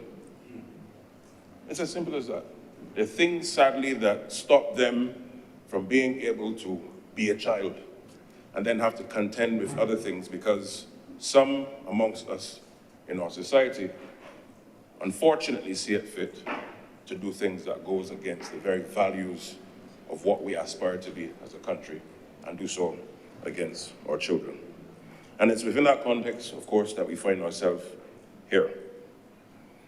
And we have to ensure that as Barbados grows as a society, that as Barbados grows to be a productive nation, as we all want as Barbadians, irrespective of the political divide, that the very foundation of that society, our children, is protected and given the armor of that protection, so that as we grow, that foundation is secure. A few of us here, I understand, are engineers, and you would understand. You cannot build a proper house or structure or building without a strong foundation. And if we do not protect our young children, our society will crumble. And this bill is coming at a time, as I said, despite the fact that those who ought to know better see it fit, for whatever reason, whether psychological, whether spiritual, or maybe a combination of both, do things that goes against the very nature of what God would expect us to do relative to our children. And I say that because, Mr. President, no child should have to endure verbal abuse. And I want to start there. Oftentimes we've seen in our society, in Barbados and in the wider Caribbean, parents, family members, neighbors, persons within institutions where our children have to go, often speaking to our children in ways that is reflective of a post-colonial society. As I've said in this chamber, since I've returned to Barbados, next year is 400 years that the British will return here. And unfortunately, part of the legacy of slavery is that there is a lot of manifestations in how we treat to our people and our children in the same manner in which our foreparents had to endure. And verbal abuse cannot be part and parcel of a modern, just and ethical Barbados. And how we speak to children must be in one of love, in one of respect. And I'm not saying that we shouldn't correct our children, because as the good book says, spare the rod, spoil the child. But spare the rod, spoil the child does not mean take up a broom and hit the children. No. The rod of correction, you correct in love. You have two goodly gentlemen from the cloth in here. I'm sure you can confirm that. You do it in love. You correct in love, like any good mother or father. If you do foolishness at home, I've done that when I was a youngster. The parents said, "Child, don't do that." But they did it in love. There was no verbal abuse. And in a modern Barbados that aspires to be the most just society in the world, we cannot allow our people to verbally abuse our children. That is one. Number two, there can be no room for physical abuse. Now, I'm not one to cry easily. But as Senator Morris spoke, Mr. President, I kid you not. I kid you not. Hearing these stories that he relayed to not us only in here, but to the wider country, of the abuses physically to our children, immediately struck a chord with me, because why I have an 11-year-old daughter. This is not just some abstract academic debate. We are talking about real children here. And children are in a way so vulnerable that they don't have any other recourse. Who else will they go to? Who can they complain to outside, of course, their parents? or a teacher or a family member. But if those systems around them that are meant to protect them are being destroyed, Mr. President, just place our minds, if only we can, in their shoes. How can those young people feel? We are all adults in here, and we have the option to protect ourselves if someone does anything against us. But a young child, whether a baby or a 10-year-old, 11-year-old, doesn't have the same recourse and ability that we do. And therefore the law must protect them where there is that breach. And therefore, a modern Barbados cannot have physical abuse of any kind to our children. But it's not only the verbal abuse or the physical abuse, it's the psychological and emotional abuse. How many times, Mr. President, have you heard in families or in neighborhoods, go along, you're just like your father. Go along, you're just like your mother. Well, that is true too, in Basin Palang. But you're right. You're absolutely right. Now, if somebody tell you like your father because he was the greatest batsman on the team, no problem. If somebody tell you that you're just like your mother because she was an excellent singer or a great accountant or whatever, no problem. But if it is used in circumstances where it is pulling down the very fabric of that young person, a child, the emotional and psychological scars are oftentimes irreparable. And as Senator King rightly spoke, and I think Senator Rogers, that is why part and parcel we see oftentimes the manifestation of anger and frustration coming out of our people as they get older. Because why? You remember, a child at that stage of their human development, that is when they absorb, it's a sponge. And if you create an environment where they can thrive and believe that they are of significant value, they'll grow up with that confidence and belief, I am of significant value. If they're put in an environment where they believe I am of no value, they will grow up believing I am of no value. And therefore, physical abuse, as I mentioned, verbal abuse can have no place in a modern Barbados. But the psychological and emotional has no place in our society. And I want to take this opportunity to say to parents, to families, to aunties, uncles, godparents, teachers, camp counselors, whoever has responsibility to engage with our children, never must you use your tongue to denigrate our children. Yes, you must correct them where necessary, but you must do so in love. Because why? If we don't, we create a society that is going to be chaotic, and then we wonder how it gets so. No, the foundation has to be secure. And I'm so proud to be a part, not just of a party that is bringing this bill, but as you listen to the contributions of members from all sides, part of a chamber that supports such a piece of legislation as this, because this is who we are as Barbadians, protecting our vulnerable. But I want to go a bit further, Mr. President.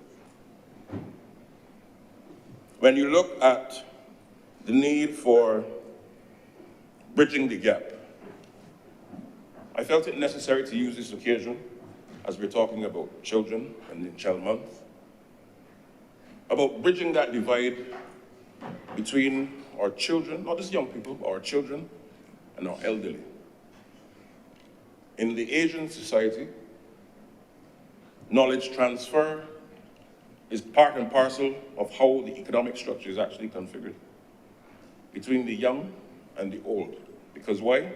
Persons who are in their 60s, 70s, 80s would have gone through different phases of life and gathered immense experience. And what they do on a voluntary basis, and there's a national structure with civil society and families, etc., is that young children go to the homes or wherever they reside and engage with the elderly. And then engage in knowledge transfer because the elderly share, in simple terms, of course, with those children on the experiences that they had in life. And those young people, one, maintain the culture of the society. Two, they understand how things work. And three, those values from the older generations are passed on. And the science has shown that for the elderly, they actually live a bit longer because they're engaging with youth. So this is something I think that we could explore in Barbados as a country, where there's that bridge between our young children, of course, once they're at the age of, they can speak and understand, and our elderly. This is what we must do as a country. And when you look at where we need to go, as I said, we must let children be children. But Mr. President, I could not rise before also treating to a number of issues that have surrounded this debate on this bill, even before it came in here today, even before it was laid in the other place, but through the consultations, etc., and public discourse. And I want to really treat very briefly to the issue of what I call the elitism and hypocrisy surrounding how we treat our disadvantage in our society. We have inherited a system of governance, of society, that was handed down to us by our colonial past. And it often reflects a lot of inequalities that bear no place in a modern progressive Barbados.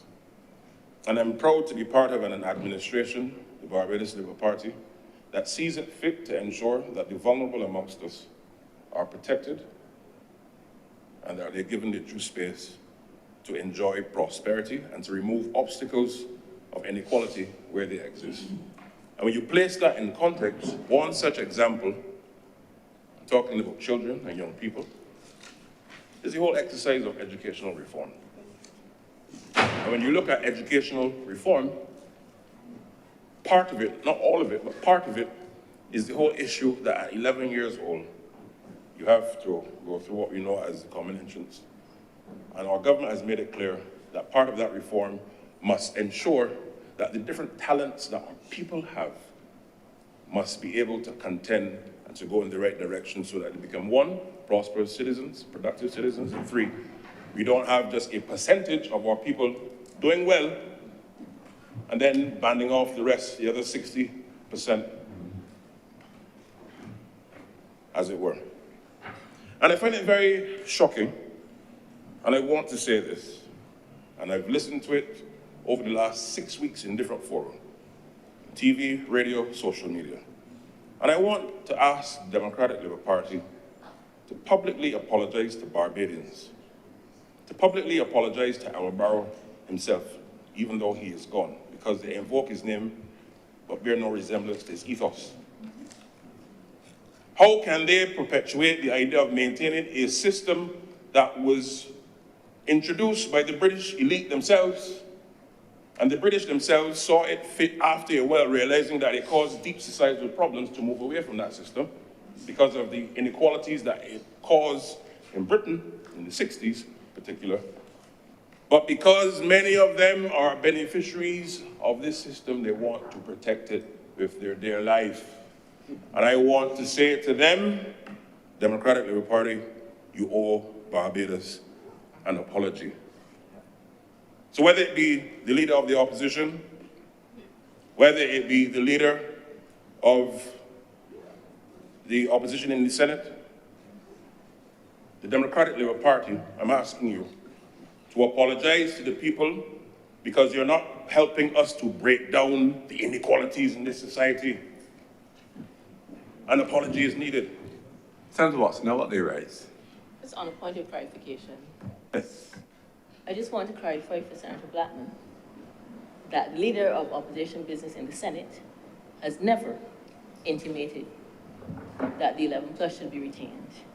I just want to make that clear, and I'm hoping that he does not put out there, put abroad, that that is a position that has been taken by the leader of opposition business in the Senate. He can go on with his request for an apology, but he's not to attribute that statement to me.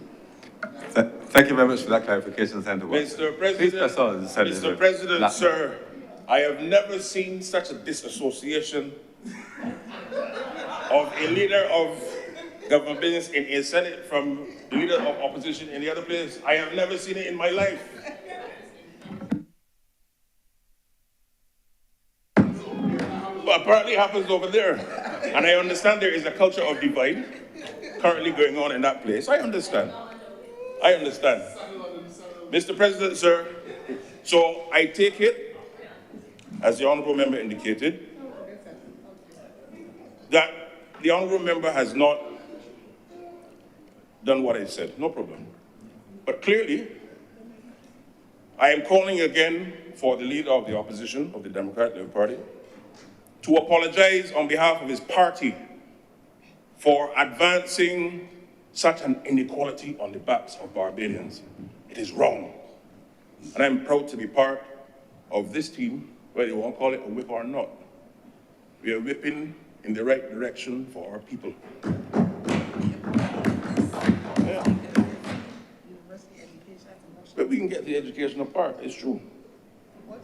But they're a part of a party I'm not going to get, because Mr. President, I promise you, I will be relatively short today. But I understand the context of disassociating. We see recently the issues going on.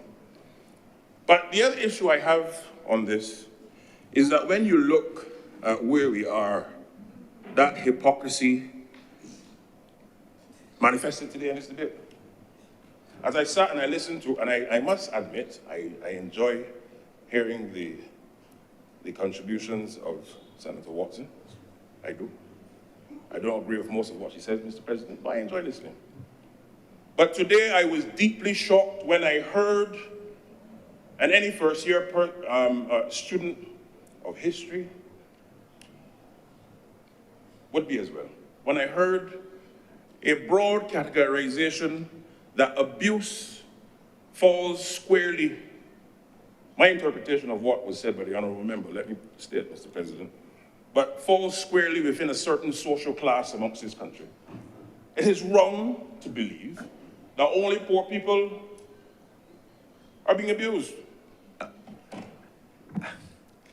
Senator Blamble, I don't remember that assertion being made. You said it's your interpretation, but it's just a strong interpretation that I wouldn't allow you to have it, even if it's your interpretation. I think it mischaracterizes the context. So even if the words were not said, I don't think you should advance that as your interpretation of what was said in the debate. Mr. President, sir, I've always yielded to your wisdom. And on such an occasion now, given the interest of time, I will do so as well. But thank you very much for that. But broadly speaking, on the other hand, I'm part of an administration that continues to ensure that every chance we get, we ensure that we bring down the inequalities of our country. And that is why we are elected. That is why we are appointed to do the people's business. And on the other hand, we talk about inequalities, we talk about family and children.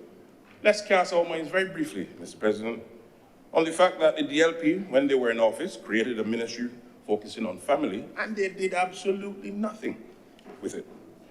They abandoned it. Now, on the Labour Party, we have the One Family, which of course is an amalgamation focused on family. We've hired over 400 workers to help the elderly. We've just hired more than 50 social workers to work with families. Psychological support for children as well. Hired young males to act as behavioral support at the Child Care Board. Also allocated resources to build residential treatment center for children.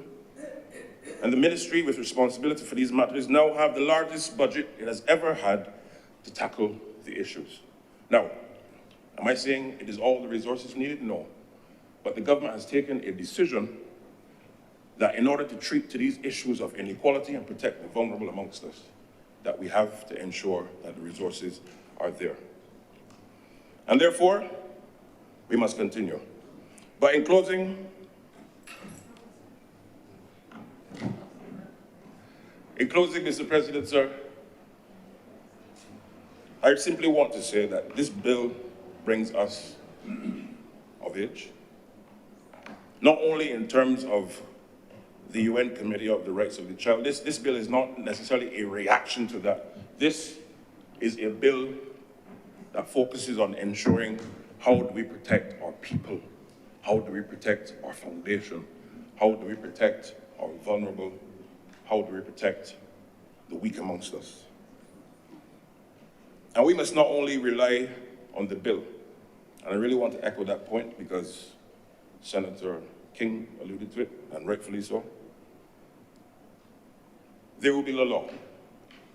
But we must so re-engineer our society to go in the right direction that even outside of the law, that instinctively we protect our children, we love them, we give them guidance, we protect them, we show them the ropes of prosperity through hard work, decency, honesty, and the ability also to speak freely.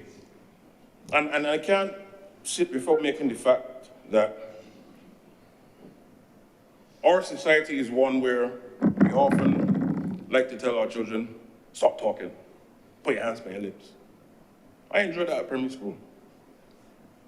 Why are you talking? You talk too much. Yes, I admit, I used to talk a lot. Yeah. But when you get age 13, 14, 15, Mr. President, and you go to inter-school sports and they throw a microphone in front of your mouth, they expect you to be the greatest orator. Having told you at age 3, 4, 5, and 6, stop talking. How? It can't work. So I'm not saying to let children run wild, but you have to create an environment where you can mold them and let them be expressive and give them the guidance as to the how. And with those words, I simply want to once again commend the Ministry of Responsibility for this bill and the team and the stakeholders and the committees who got us here today. Because I'm proud to be part of a Barbados that sees it fit to ensure that our vulnerable and our children are protected. I thank you. Thank you very much, Senator Honorable Chad Blackman. Senator Nurse.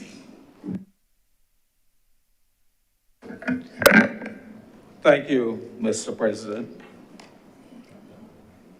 I am happy to be able to stand and contribute to this debate. And let me say up front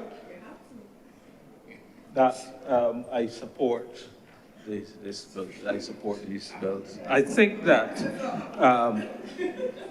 I would want to congratulate the relevant ministry for having finally come to the stage of producing a modern child protection bill. As we would have heard, some speakers mentioned that the existing bill goes back to the early 1900s in some cases. And it can be no doubt, therefore, that it would have gone past its shelf life and really be in need of revision. So there's so many things that have changed that made it necessary. And so we have now reached the stage. Of course, most of the other, a lot of the other CARICOM countries have already have bills in place. So we are really a bit behind, but nevertheless, we are just about, I think, there at this time. And I would also want to say up front how much I congratulate the agency which has been over the years working in this area of looking after and making sure that our your children are protected. And it's not only the social workers who work on the various cases, but, you know, the aunties, the house parents, who have to give up their family time to be able to be a family and a parent for those unfortunate children. And I have to say that I have, on occasion, being pressed into service, as it were, in terms of doing my little bit.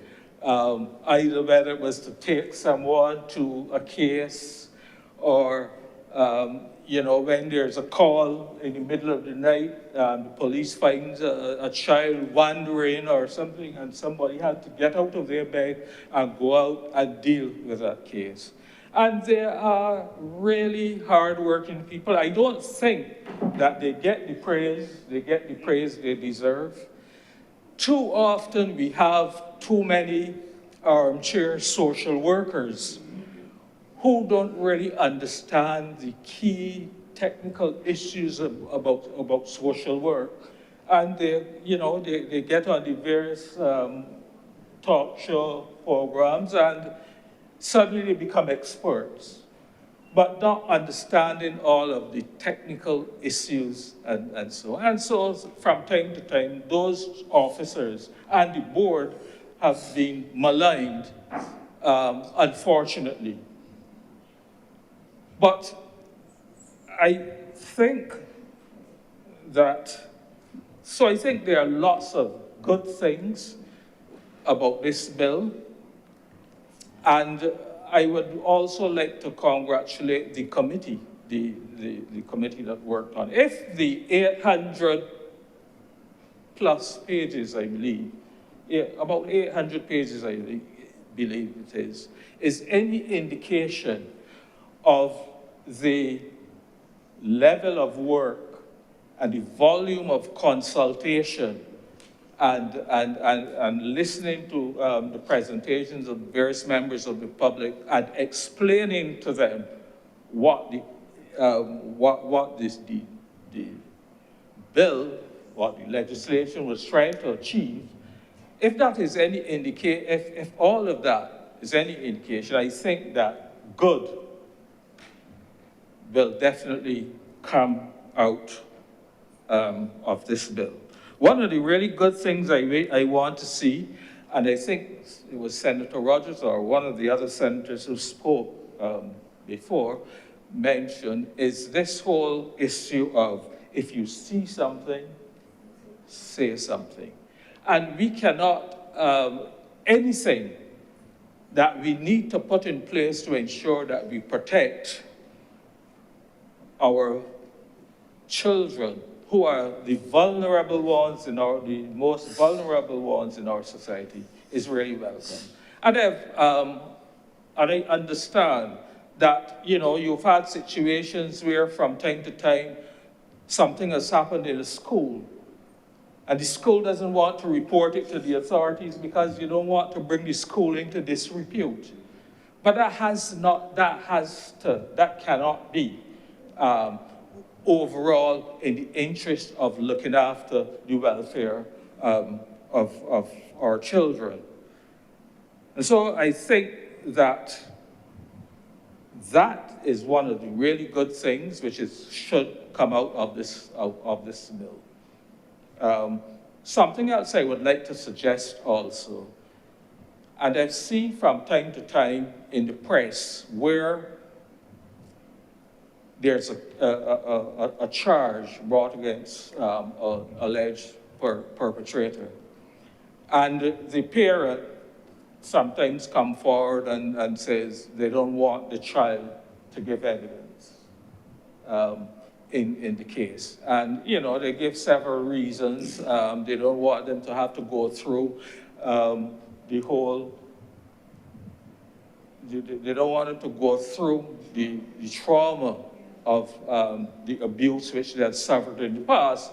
But sometimes it's also a case where, it is believed there's some negotiation which has gone on between a parent and the perpetrator, and the case is they're encouraged to drop the case. And that is not helpful. It is not useful to seeing these cases of abuse eliminated from our society, because what it does is that it allows the perpetrators to go free and unpunished for these kinds of situations. And so I would like to see in a similar way where it is now mandatory that we're saying if you see something, you say something, perhaps it should now be mandatory that the parent should not be the one alone deciding if that child should be permitted to give evidence. Perhaps it is time that a panel comprising of the director or the child care board or whoever else, but a group of people who make that decision and make sure that where we have issues such as sexual abuse and so on, that those who have committed the abuse are punished.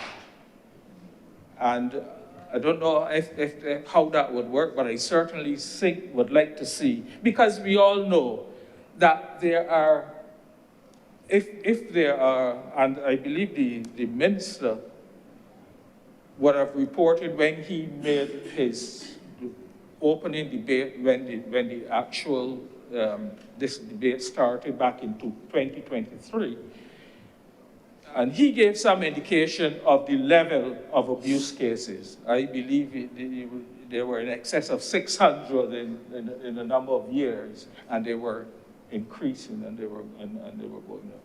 And we have to stamp them out. And so I think that anything which will work to make sure that people are not allowed to get away with abuse of our children, and as we go forward, I think then that would be a positive in terms of reducing the level of abuse cases. Because there are so many that, as much as have been reported, there are several more, and we all know that are never reported for a lot of the same reasons. So this part of the legislation, I think, is very useful, and I certainly wish to support that. I think, Mr. President, there are a few little issues which I would wish to just comment on. And one of these issues that came to my mind was an issue relating to the question of consent. Under our legislation, under our current legislation, a child can give consent to sexual activity at age 16. But yet it seems a little strange that if they wanted to there's a gray area between the age 16 and 18 that they can't marry. They have to they would have to have parental consent. And there is an international standard which puts the age of 18 as the age of consent. And I would like to think that perhaps I'm just throwing out that perhaps maybe we should consider moving the consent as it currently exists in Barbados from 16, the consent to sexual activity is from 16 to 18, and bring it in line with the international standards. I also wanted, Mr. President, to touch quickly on corporal punishment. I'm pleased to see that there's a reaffirmation that it will not be that it is not allowed in child care facilities. What I don't see, and perhaps what could be explained, is why it has still remained in terms of schools, which still allows, because it hasn't been taken off the statute, which will still allow head teachers, for example, and senior teachers to inflict corporal punishment. So what is the difference there? Perhaps it should all be eliminated. I personally am not a supporter of corporal punishment. I know that people of my vintage in coming up would have suffered, would have endured, I should say, some level of corporal punishment. And truly we say, you know, it didn't do me bad. I didn't come out as a bad individual. But truth be told, I don't think, and this is just my personal view, I don't think it is right. I remember, Mr. President, my two daughters, when they were much younger, I believe, probably still at primary school, and they were having some argument at home, and it got heated.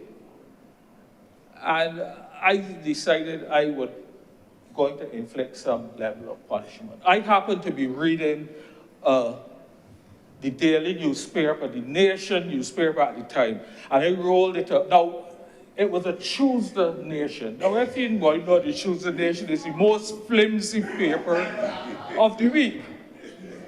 But I rolled it up, and I decided to inflict a few lashes on their behinds with this rolled up newspaper. To this day, they make fun at me for those newspaper lashes. But I say that because from a personal level, just to inflict that punishment, which I know would not really anything abusive, in my view, it hurt me. And obviously it hurt me more than it hurt them, because I became I became the laughing stock. So the point is that there are several other ways of punishment. Some of them are a bit poo-poo. Sometimes when we hear about timeout and so on, a bit poo-poo. But I think that there are sufficient alternative methods of punishment that can be used. You know, if you take away a child's cell phone, for example, or the tablet with all the games, that is probably going to hurt them more than if you inflict some corporal punishment. And so I would like to see that eventually this whole issue of corporal punishment would also be eliminated from the schools, and that we will be looking to more sensible or humane, if you want to call it that, types of punishment for our children. I also wanted to just comment on the question of a family court, Mr. President.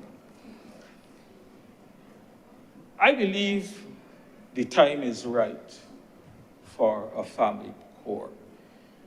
Given the level of cases of abuse, which we know that are coming before the courts, the problem is that they're not being necessarily dealt with because of the system, the court system, the backlogs and what have you. And they're not being dealt with with the level of urgency, which is absolutely necessary.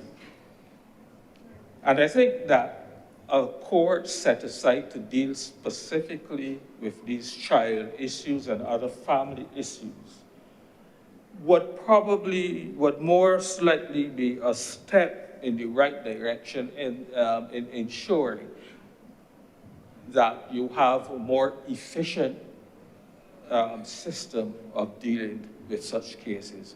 I mean, I recently have read in the press where, you see a case or an abuse, I should say, which took place 4 or 5 years ago, but yet the perpetrator is now being, the case is now being tried. And sometimes it is obviously a difficult situation for that child who may have been under 13, under 11, and to call them 4 years later and ask them to recall the events of that particular situation, I think cannot be in their best interest. And of course, at the end of the day, the perpetrator will, nowadays you go in and you plead guilty and you get 1/3 off for, pleading guilty, and another set of, reductions for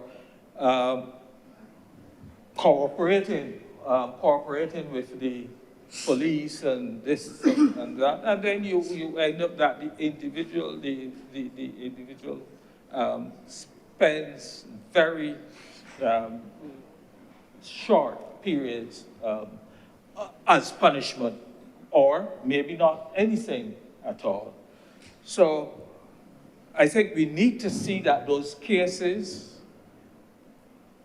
are dealt with in a much more timely manner.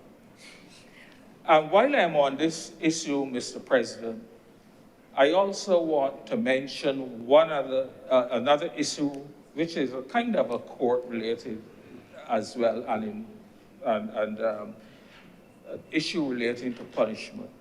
Very often, or from time to time, one recognizes that there have been issues of abuse, not with any sense of malice or any such thing, but because the parent did not know any better. They didn't have any better way of training or disciplining children. And I would like to see that agencies, NGOs, government working closely with NGOs such as the Parados, for example, and that the courts recognizing that rather than in every case where there's really a genuine situation because the parent just did not know any better, where there's that genuine situation, not necessarily to criminalize them, but offer them opportunities for retraining or for proper training to take on their parental duties. And I know I've seen on a couple of occasions when you read the court cases where the individual judges or magistrates, as the case may be, have actually referred the parties, the guilty parties, to Parados for training. I think that is a good thing, because as I said, we should not be trying to criminalize individuals where they are trying their best. And I raise this point because Senator Morris raised quite a few issues relating to abuse.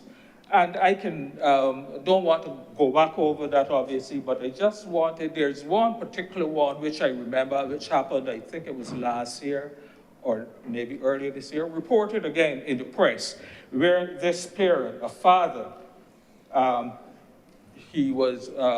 there was this case where a neighbor, I think it was, I can't recall the exact facts of the case, but the neighbor had complained that his child had stolen something, whatever it was. And he lit the stove, turned it off, and then put her hand on the hot stove. And that was reported in the press.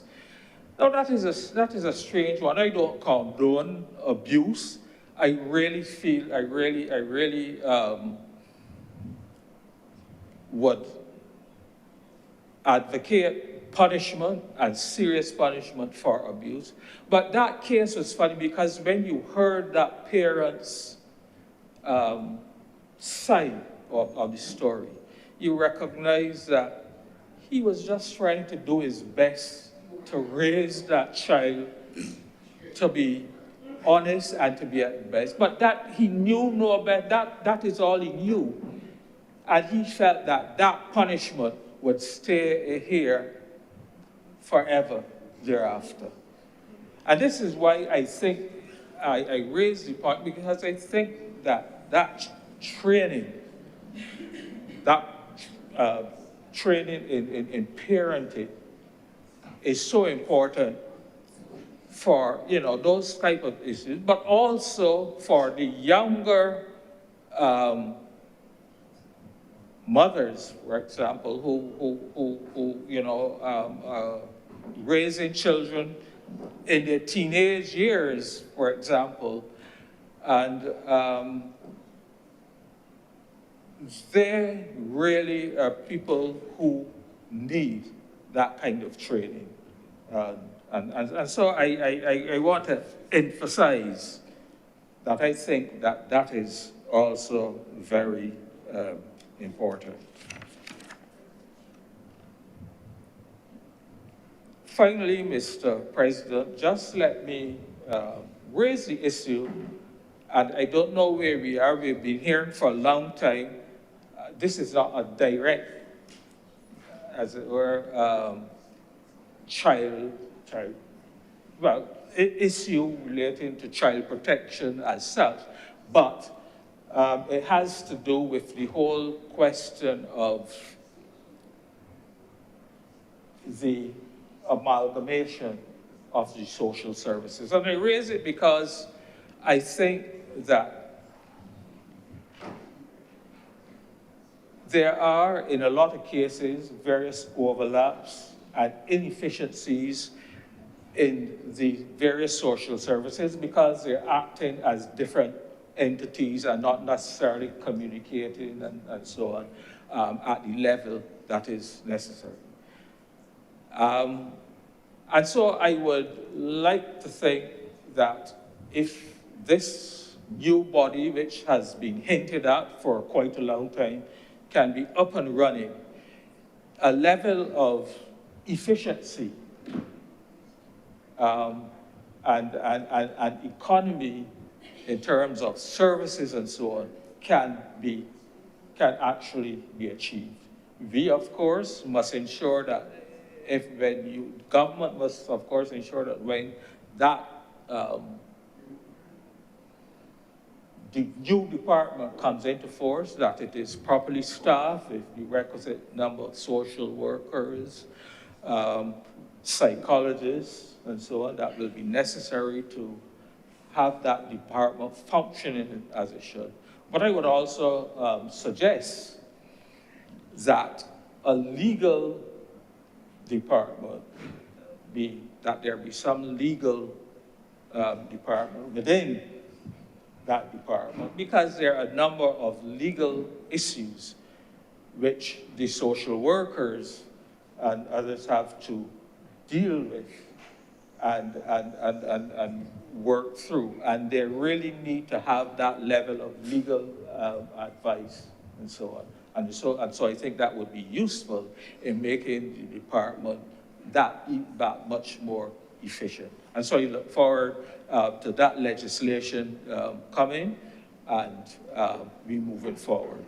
I hope that this bill, when it becomes law, hopefully very shortly, will actually go a long way in mitigating against a lot of the abuse and a lot of the issues pertaining to children, which we have been experiencing over the years. And with that, few words, Mr. President, I am obliged.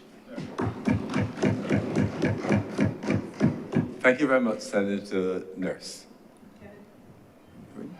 Senator Kevin Boyce. Thank you, Mr. President. As I join the discourse this afternoon, I would like to start by wishing Senator Andrew Boyce all the best. I was overhearing some asides about his activities in Christchurch South, and I hope that he succeeds in whatever the objective is. Now, sir, as usual, my contribution is one which would be limited somewhat to the actual bill which is before us in its current stage. And I think that in echoing some of the sentiments and perhaps in offering one or two unique contributions, we perhaps get a wider picture as we try to aim to bring full spectrum analysis to the topic under discussion. In doing so, sir, I must say I'm indebted to a close friend of mine who does not want to be mentioned, Mr. Kelly Gittins, and also must join the accolades being heaped on Faith Marshall Harris, who I'm aware of in terms of the constant contribution to children in the society, and who actually offered me and provided me one of my first jobs when I was at university. I also would be remiss if I did not mention the continued efforts of Justice Barbara Cook-Aline, who maintains a constant program in terms of children outreach services. The purpose of the legislation, sir, sets out that it seeks to protect, this is at section 3, sir, provide and promote in relation to children. And what is it that it seeks to protect, provide, and promote? When we look at section 3, it says the purpose of the act shall be to protect a child from abuse and neglect, to provide for a child in need of care and protection, and to promote the welfare of a child. And I think that the wide ambit must be commended because the contributions seem to focus on the abuse which we all don't even wish to hear about, and which is so tragic but exists in all societies. But there are also other ambits of this legislation which goes above and beyond. Sir, I've heard the legislation described as a quantum leap, as being 100% better than what was there previously. So the efforts made, and I must also then thank those members of the Senate who sat on the Joint Select Committee, as well as those in the other place, for their efforts in getting this legislation to where it is. Now, when we understand the purpose of the legislation, I was told that we must also be mindful when we looked at some of the factors which go into what is determining or determined to be the best interest of the child. In other words, sir, as part of fulfilling the purpose of the act, you have to ensure that the best interest of the child is given paramount consideration. And the best interest of the child is determined by a number of factors that are set out at section 2. Safety, capacity of parental care, physical, mental, emotional, or psychological needs, etc. But what I was told by the persons involved in the industry, such as Mr. Gittins, is that when we speak of the views of the child, which is, of course, defined as someone under 18 years old, we must be cognizant that the ability of a child to express those views are somewhat stymied, and that perhaps in future iterations of this legislation, we widen it to say not just the views of the child, but the wishes and feelings of the child. And the reason for that statement with regard to wishes and feelings is that given the developmental limit as to where the child is, expressions such as wishes and feelings can assist in capturing and assisting in providing what is needed, sir, in terms of the expression. When we continue our journey into the legislation, sir, we see at section 5.1, there is reference to what we call the, and this is a somewhat ticklish subject, sir, the concept of a child being able to be charged in relation to a criminal act if they're over 12. Now, I understand the age in the UK is 10, which they have received numerous concern about, but that the average age in Europe is 14. I assume there was a rationale as to why this age was used, and I believe that this is something which the public would benefit from the education discourse in relation of the fact that we are saying over the age of 12, there is an element of criminal responsibility. Now, I'm sure you'll hear the narrative, well, some kids just bad and you ain't know and you not in it. Well, fine. However, the concept of a child legally being criminally responsible is one which I believe will benefit from further public discourse and explanation as to the methodology going into the circumstances that those arise. We recognize, however, the necessity for such legislation in relation to the social and, of course, the juvenile justice system. However, the messaging, and I think I've heard it repeated time and time in here today, you can have the noblest of intentions. However, if there's an opportunity for misinformation or disinformation, or perhaps just conversation, it tends to be spun in a certain direction. You see how I put that together? Like that. So, sir, we continue on into the legislation, and I observed at section 7.4, there is a statement in relation to the child's participation, which is all well and good. So remember, this critique, sir, as always comes from a position of seeking to get what is best through almost a mutual assistance, dialogue, dialectic exercise with regard to the Parliament of Barbados and how we sit in this place. And sir, when we say this, when I look at section 7.4, which states, a child shall be entitled to legal representation by an attorney at law in any proceedings, I think we should strengthen that. Now, we know the strength of the word shall, but it's almost like I would suggest, and I'm assuming there's a reason for it, that it should be a child must be represented at legal proceedings. Because shall be entitled almost invokes the concept that when you're entitled to something, you may actually have a choice not to use what is entitled. So perhaps clear legislative language, and we could talk about intent and they will say, well, go to the courts because we know that's the common rejoinder. But imagine such legislative language which says, any child who is dealing with this scenario will be provided, must be accompanied by an attorney at law, not just a parent or guardian, not just a parent or guardian, because we all know that with the best of intentions, and as much as we like to decry those of us who serve in the legal field, when your back is against the wall, you hope someone like Senator Nichols coming for you. This also goes back to an experience I had when I started practice just the other day, 2000. And there was a case involving the Child Care Board, and I can speak about it because it's public record, where I was brought in for some reason, I believe it was legal aid, on behalf of the child. And it was interesting, the exercise.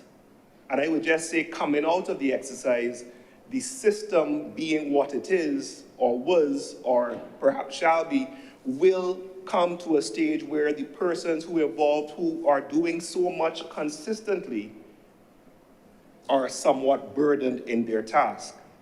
And in having a fresh perspective in the case of children who find themselves in these scenarios, it may lead to a more independent, robust outcome.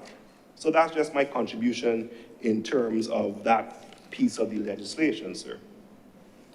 Now, of course, with the establishment of the Child Protection Authority, this is going to be a statutory corporation, correct? Yes, we spoke about that, but we understand why, and another statutory corporation, but the government explains why the balance needs to be done and the resourcing and all that good stuff, so we'll put that to the side.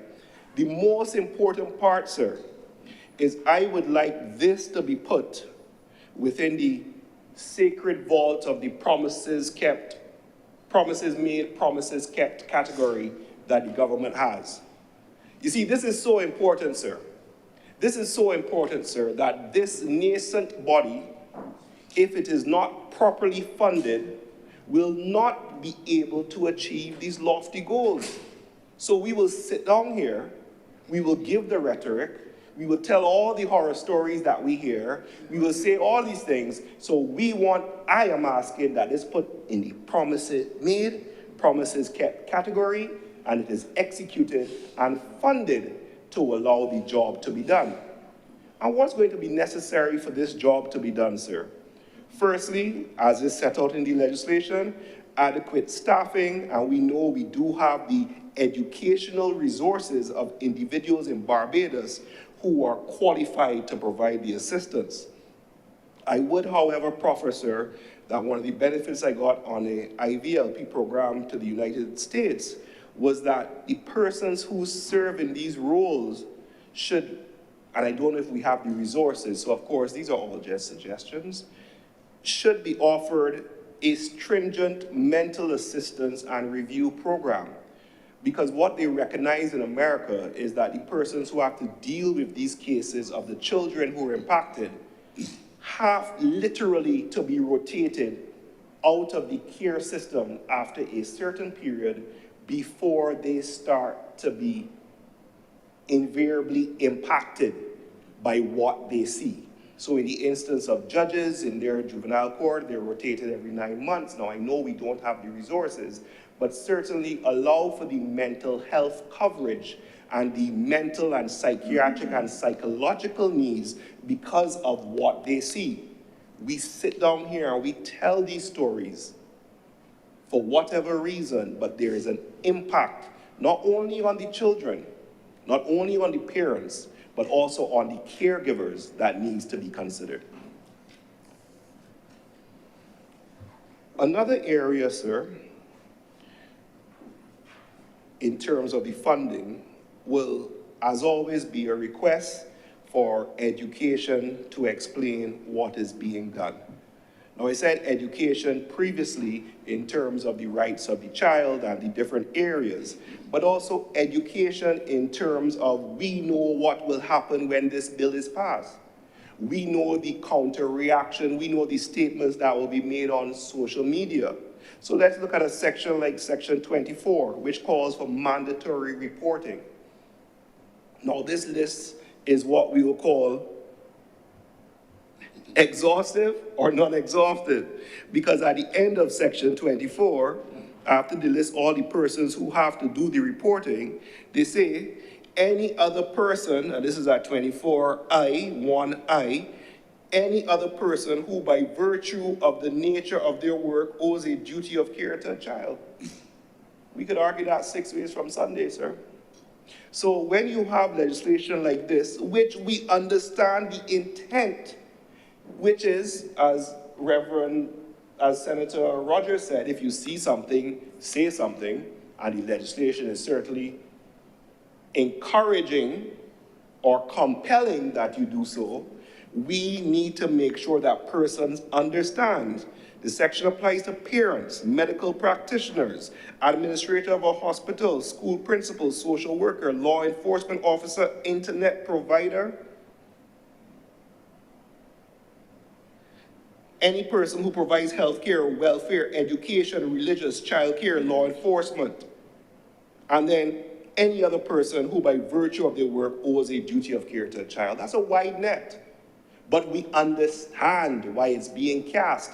But when you have persons who on social media will say you're casting a wide net so as to impose this on people, let us be ready with an educational campaign to push back on any disinformation or misinformation, as to why it is being done. Another reason, sir, is that it carries a penalty if there's not immediate reporting. Immediate reporting. Now, sir, you have made and you have sacrificed, you, Mr. President, I'm calling you out in terms of your level of service to the government. Have you ever seen anything done immediately?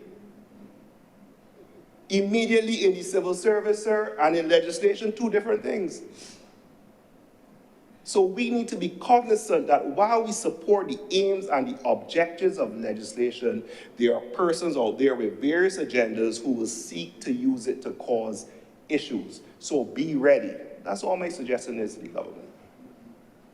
Now, sir, we speak also, and what I like is under section 27, for the persons who are obligated to do the reporting, that there is a level of protection in terms of the confidentiality which is given to the director. But this is Barbados, so how do we keep things confidential without the resources to allow for the information to be kept in such a manner? With regard to the necessary oaths of secrecy, with regard to the necessary training, with regard to the necessary computer systems and protection of the information that is kept. We got persons out there who are extremely malicious and dangerous. So how do we protect those who go and say, so-and-so did this? The legislation that we have passed already in terms of whistleblowers provides a useful guidance, and that type of guidance can assist in terms of seeking to protect, which is a key component, because if people believe that their disclosure or their reporting is subject to somebody else finding out, you are not going to get the level of participation that you want. So that is offered as a consideration for the powers that be, sir.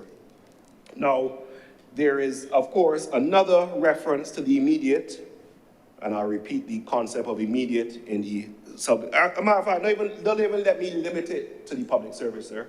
Immediate in the private sector, I'm yet to see it. I'm yet to see it. Senator Nichols will tell you a funny story, and the magistrate will tell you forthwith. Forthwith. But immediate, sir? Look at section 25. Where a report is made under section 24, the director shall immediately conduct an investigation. How? Without the resources. So we're putting these obligations on the policy implementers, the persons who actually have to do it, and we sit down here and say, well, this is what you have to do, this is the legislation, well, we have to give them the resources. How is the director supposed to conduct if there are 3 reports which come into one day, but you have 2 case officers conduct 3 immediate reports? So again, best of intentions, support is given, execution needs to be looked at. While we are supportive, these are considerations to have. Another piece I like though, sir, is section 50. And I think we need to expand this. The concept of maintenance of children who are held by the authority, by parents who can give, makes a lot of sense. It makes practical sense, it makes social sense, and it also helps with the coffers. And you know what? Let's not stop here with children. Let's deal with those persons who leave elderly parents and relatives at the hospital. And let's get some maintenance from them as well. if we can do it in this legislation, let's bring a Queen Elizabeth Hospital bill and deal with it at that as well, because there are too many cases in that scenario. So I like this piece of the legislation, sir.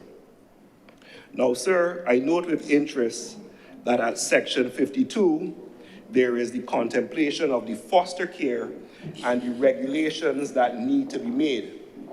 I would suggest, sir, that the same diligence which went into the production of this piece of legislation be echoed in terms of the regulations for the foster care, because at the end of the day, we need to look at the supervision of these facilities, the selection of the facilities and the persons.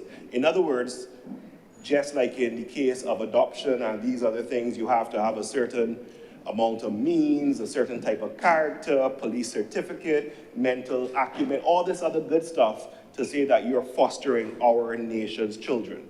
So I would suggest, sir, that the need for supervision, selection, guidance, and mentoring of not only persons who fosters, but also the facilities need to be considered, because heaven forbid, and this is a pragmatic concern, we may find ourselves with certain persons who do not have the correct mindset, which then leads to us having the same problem that we are trying to mitigate against. Let me speak frankly, Mr. President. There are persons out there who would not necessarily seek to do what is right. And there have been documented cases of foster systems which have been utilized for abuse. So what mechanisms can be put in place to mitigate that risk and to protect against such abuse being done in Barbados?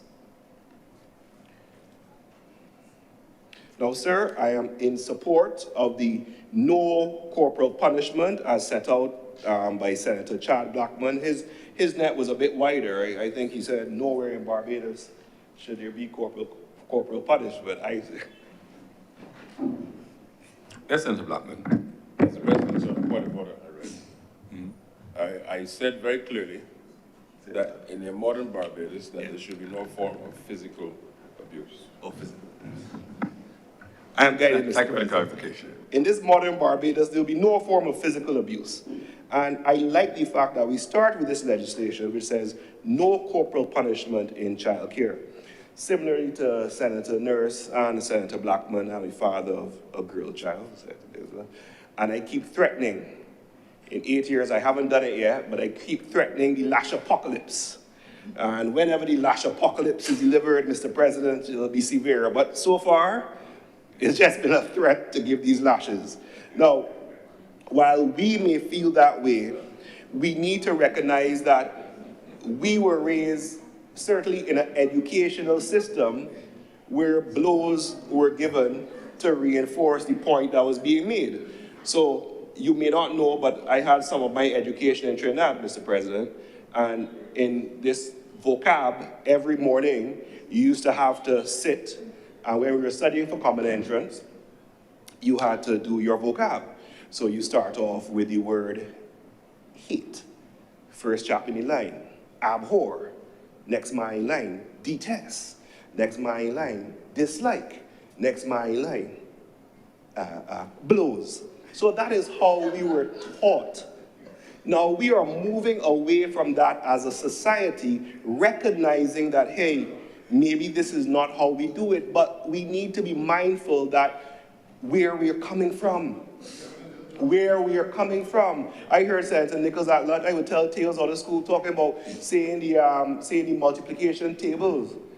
2 by 2 is and 3 by 3, and you go through the line, but as you start to get higher, fellas get nervous. It's a famous Lord Zen skit. Yes. A famous Lord Zen skit. Senator Boyson never posted on Twitter. Lord Zen, the fellas start to sweat when you get up there, and you get blows. But the point is, we come from a society where that is the norm.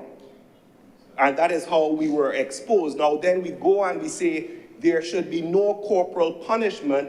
There are persons who will push back. Senator Rogers would say, spare the rod and you spoil the child. So we have to understand the messaging, as unique and as modern as it is, will not necessarily find itself being palatable for the wider society, because we know not from whence it comes. And it is modern, and is UN, and is highfalutin, and you're trying to bring other things in with the agenda. So be mindful of all this. when you seek to do what I think is right, actually the same gentleman who doesn't want to be mentioned says that is lazy parenting. We beat those who we can. I think Senator Nichols said that at lunch too. You don't walk around the place beating someone bigger than you. I wouldn't go up to Senator Blackman and cuff him in his neck. Not because it's illegal, right? But he's also of a certain girth. But as we say, monkey know which tree to climb.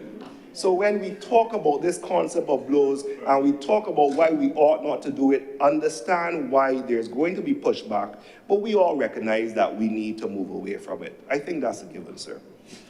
Now, sir, Section 63 speaks to unsupervised and unattended children. I think, again, this needs to fall within the category of what we tell people about this legislation, because it is a penalty with regard to children under 12 being unsupervised. Sir, we are well aware of households in all socioeconomic demographics where children are left with the older person being a child of 10.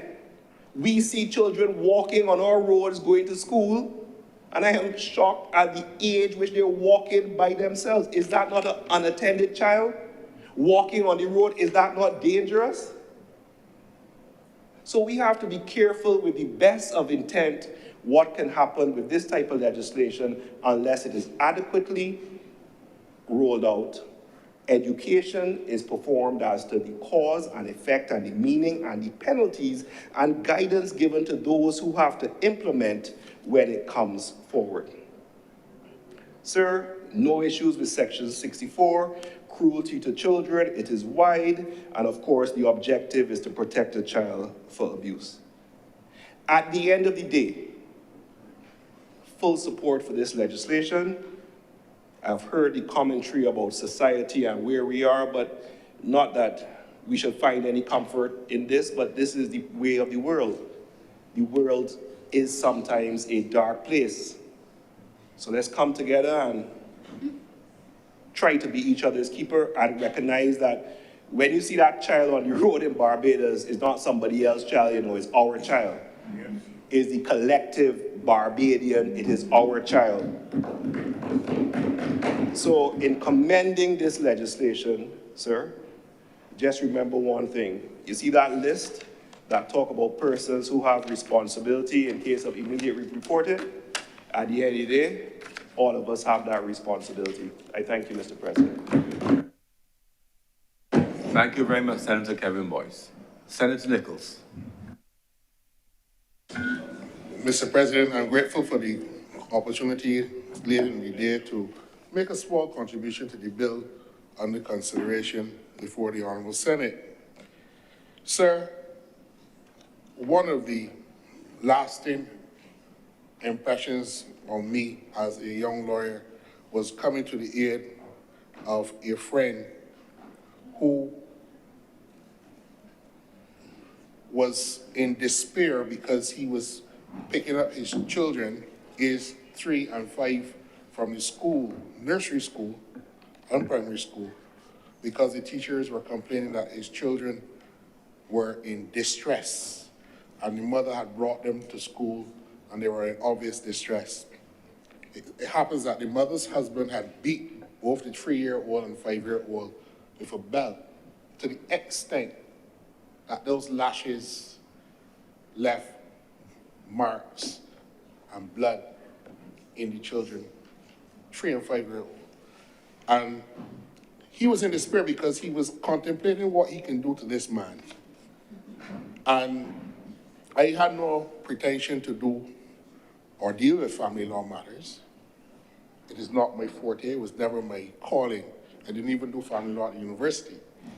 And had to come to grips with assisting a friend in need. And one of the things that grabbed my attention was the slow pace at which the system could work at the time, because the school, both the nursery school and the primary school, called him as a father rather than the mother, because the children were in the day-to-day care and custody and control of the mother and her husband. But the mother was actually powerless to deal with the discipline that this man was, whom she was married to, was instilling in these young children. They had to be beaten because if you spare the rod, you spoil the child. And that is a lasting memory that I had. And I came to the conclusion then, sir, that the legislation that we had to protect children in this country was deficient. I've since then come into a situation where children had to be removed from a house where there was repeated sexual abuse by the father, who is a person of prominence in the society. And this is not the first occasion, this is not the first country where these allegations were made, and things of that sort.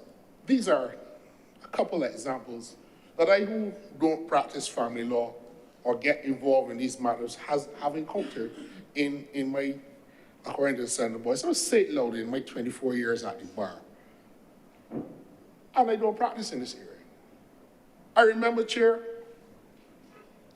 discussing with my wife the possibility of taking on a case on the instructions from lawyers from overseas, when my daughter said, who overheard, we weren't calling names or anything, that I know what you're talking about because the girl goes to my school. This happens every day in this country.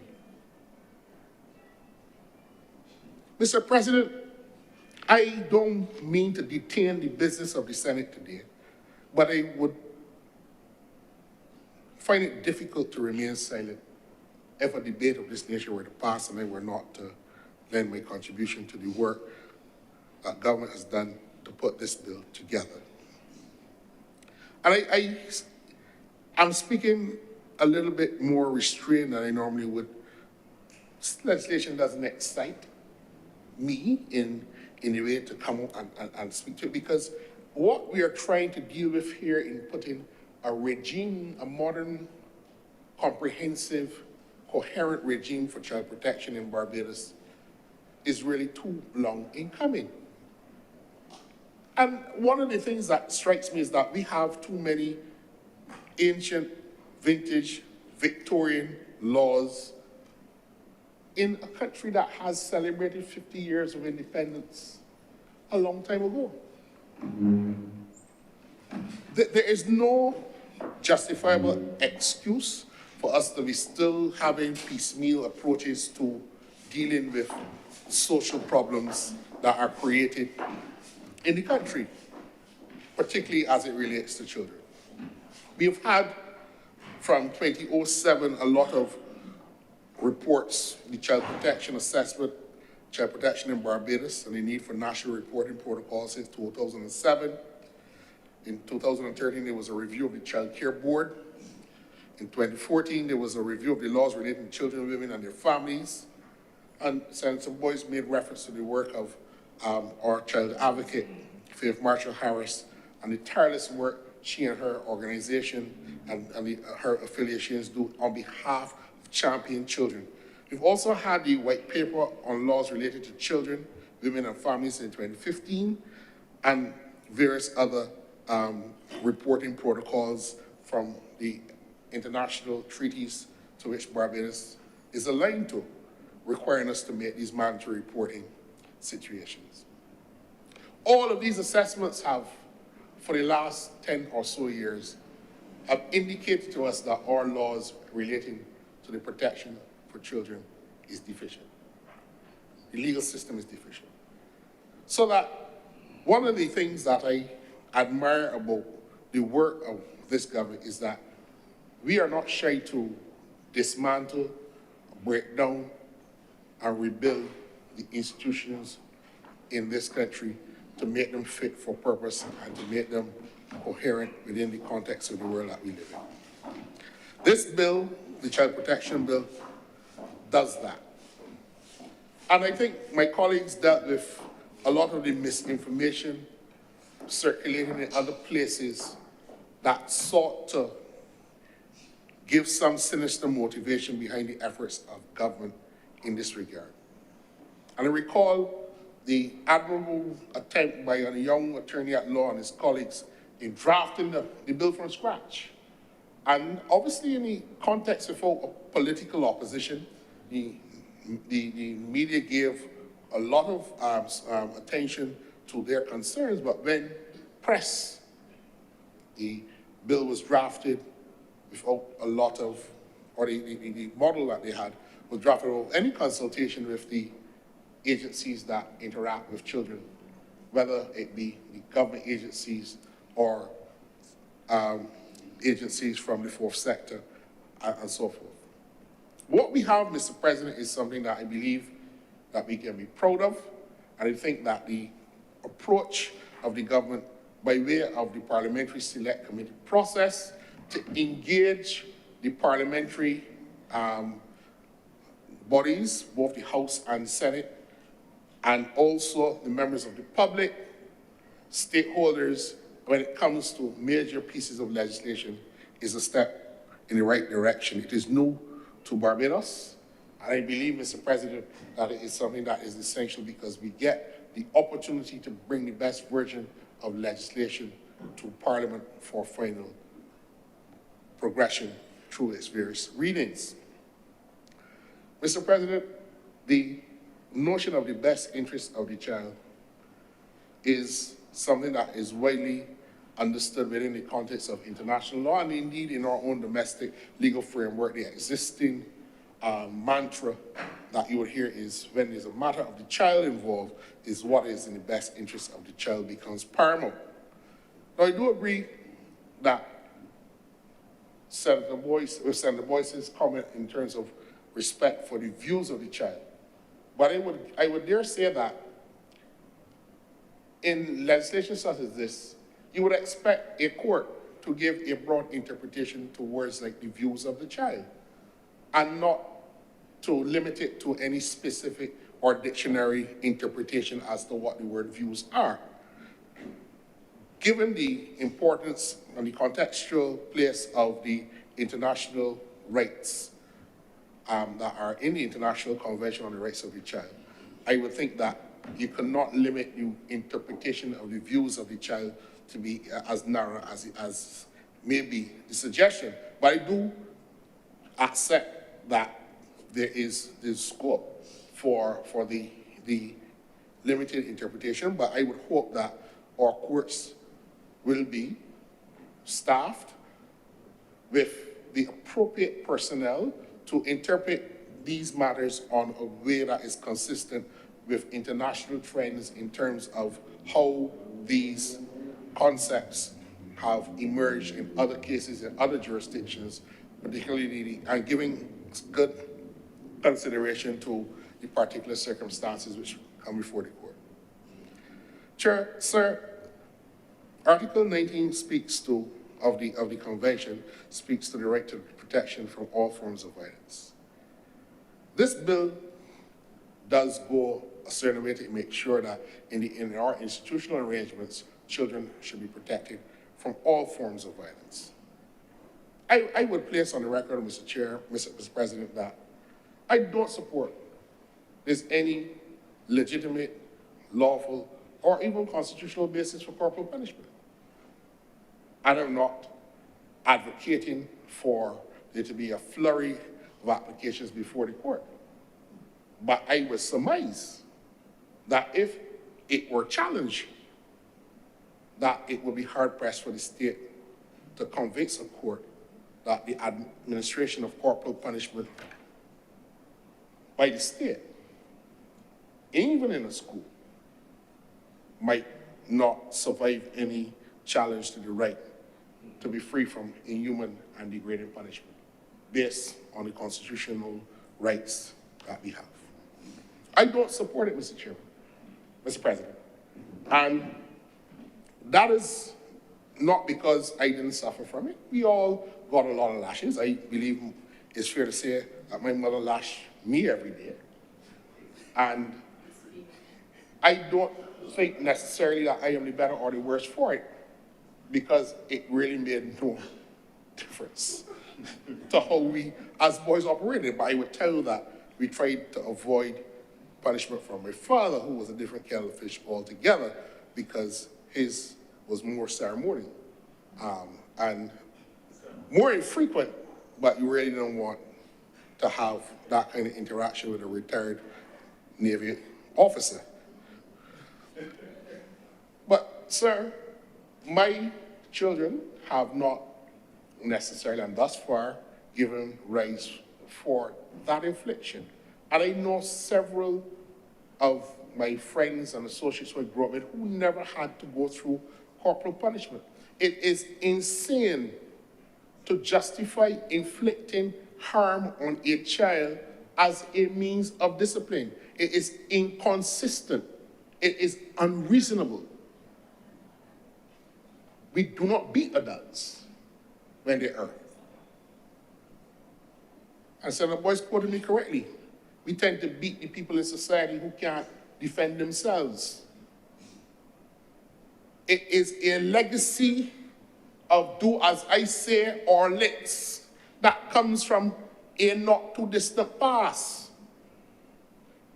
I abhor the treatment that was meted out to us as boys and girls at schools, because I know it made no difference to your upbringing. And anybody who says that they only learned or behaved because they get licks, rationalize for me why they are behaving now.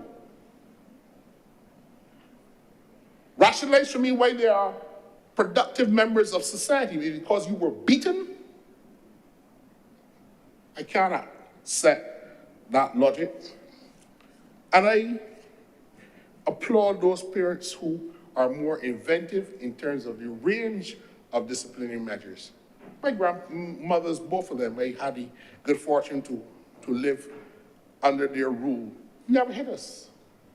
But their punishments were more severe than anything else, because when you wanted to go to play and run boat in either Bredesen or in Arthur Seat, and you felt that they had forgotten that you had not obeyed an instruction, you can't leave your house. And if tomorrow you feel that you can do what Granny say and you go and wash down the pens or whatever, you count the sheep or do whatever you had to do, she still ain't forget. And you were safe for the whole week, not raising a voice. And I believe that in the village and in the communities that I came from, all of the grandmothers and persons of that vintage who exacted that type of discipline were more successful in raising the men and women who are the champions of society and the communities that I have come from.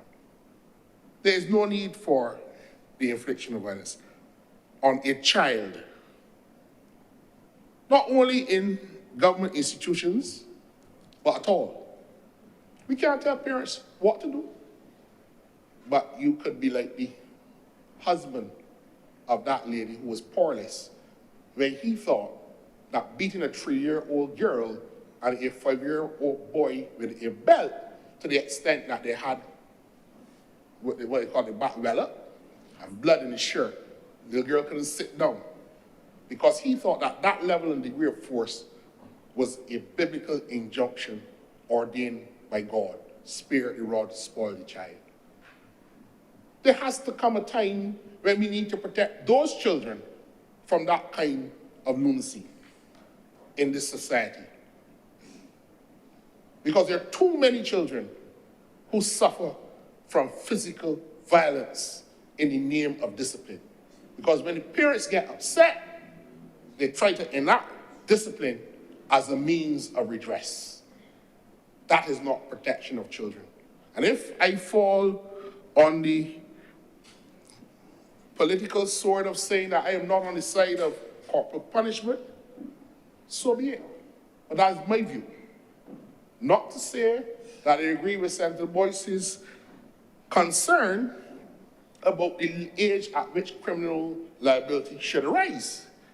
I don't condone foolishness. I don't condone that we should allow children to do as they like either. But at the same time, I don't believe that the answer could be any form of physical violence in order to get children to do what they want. Mr. President, having been told that you can't play for the school because you're a rude to a teacher or you're making fun in class and you're not behaving well. Man, you couldn't play cricket on the weekend for your school. And when you went to school, you know, that's 2 weeks straight. Fellas come back on Monday and say, this boy score runs and boy get wickets. You can't play because you're making fun in class and the teacher put you out the strips and then you end up name off the list. His master said, well, Gregory, sorry. Can do nothing about it. That meant more than licks.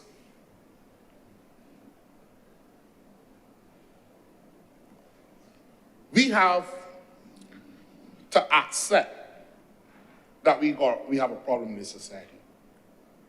We have to accept it. Now, how do we deal with deviant youth in the society? Do we create greater forms of punishment? That is one way of dealing with it. But I dare say that if we're going to protect our children, we need to also re-engage with our young people on the terms that they live in the world that they live in, and not try to, as the old people would say, force fit the methodologies of the past on the society of today. I can see my son on his device playing a game with people from all over the world, talking, people in different languages, and they're communicating. Imagine if we had taken that device to school in our times. Licks. We've come far, but have we come far enough? And I'm asking the country to re-engage on the notion of how do we deal with getting our young people engaged in a cooperative effort to build a good society. How? So, the government's responsibility in bringing this legislation to bear deals with a lot of the deficits in the existing legislation. It also highlights a number of the important principles as a starting place for us to deal with child protection. It also expands the grounds of intervention that were not possible under the Child Care Board Act. We had this omnibus offense of wandering, which was this designated category to place people in. And again, this Victorian legislation from the Victorian era, a girl whose father was convicted of a sexual offense could be found guilty of wandering. Under the law that was struck down by the court 2 years ago, last year, Section 14 of the Government Industrial Schools Reformatory Act, a girl whose father was convicted of a sexual offense could be charged for wandering and imprisoned for 5 years. That's how we protect children. I see the look of consternation of some of my colleagues. But check the legislation that was struck down by the courts. The Child Justice Bill comes to repeal that in its entirety.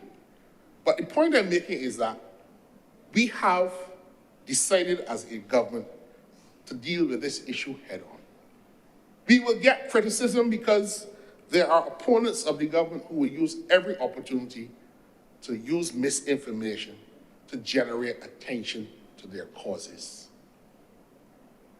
And a lot of the criticism of the bill and the marching that they did, they too should apologize to the children of Barbados because this bill does not contain anything dealing with gender alignment and all of that kind of nonsense and claptrap that was spewed out in opposition to the very thing that will modernize our way of dealing with protecting the children of our country.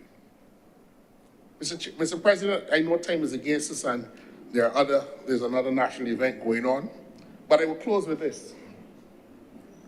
I am aware, Mr. President, that a large proportion of people in the country are on the dark web trafficking in child pornography? I heard some other senators say yes. It is a big thing in Barbados. Senator Rogers is saying, I know I have to report it, but there are authorities of the state who already are aware, who have told me that. And this legislation will enhance their ability to go after these people who are trafficking in child pornography. We have to protect our children. We have to protect the legacy and the future of the country. And the government will not renege on that responsibility. Mr. President, I will close and come back. I understand that the Senate wants to close down this debate. We have been going since this morning on it. And I promise I will stick to my allotted half hour on that next occasion. I'm obliged to you, sir. Thank you very much, Senator Nichols. Stand if you want to speak. Senator Monroe Knight. Thank you very much. Thank you very much, Mr. President. Mr. President, let me thank all of the honorable senators that would have contributed to the debate today, through this morning and into this afternoon. It has been a discussion which suggests that there is full agreement on the importance of this bill, full agreement in relation to the intent of the bill to protect our children. I want to especially note that the Democratic Labour Party has also indicated that it is in agreement with the government on this bill as well. Mr. President, much has been said, so I will be very short in my wrap-up. Just to note 3 points. I think that the conversation perhaps can be revolved around 3 areas. One, there is clearly, as I would have indicated in my presentation as well, the need for a holistic frame with this legislation will have to operate in. The recognition that the legislation, yes, also it will depend on other kinds of architecture. There was some discussion around education and what needs to happen within education and the deficits. And again, identifying, Mr. President, that the government has announced to the Ministry of Education the plan for education transformation, and the fact that under that program, the intent, as was discussed, is to revamp the school plans, to be able to address issues of allowing children to have an environment that is wholesome, that is safe, but that is nurturing. The issue of teacher training as well will be addressed. The issue of curriculum development addressed within the education transformation as well.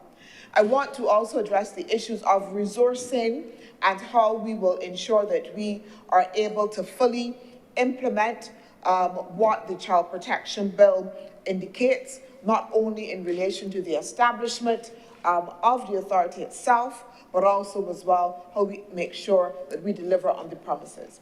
As was indicated by Senator Nurse, we know that the ministry is currently undergoing a level of restructuring, an amalgamation of all of the entities that fall under the Ministry of People's Empowerment and Elder Affairs.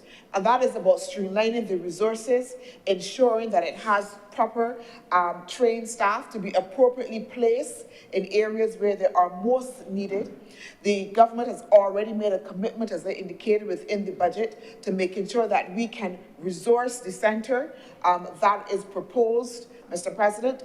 And so the government is demonstrating already within the context, one, of reform, and also as well putting the resources where it is needed in order to ensure, again, that we can deliver, Mr. President.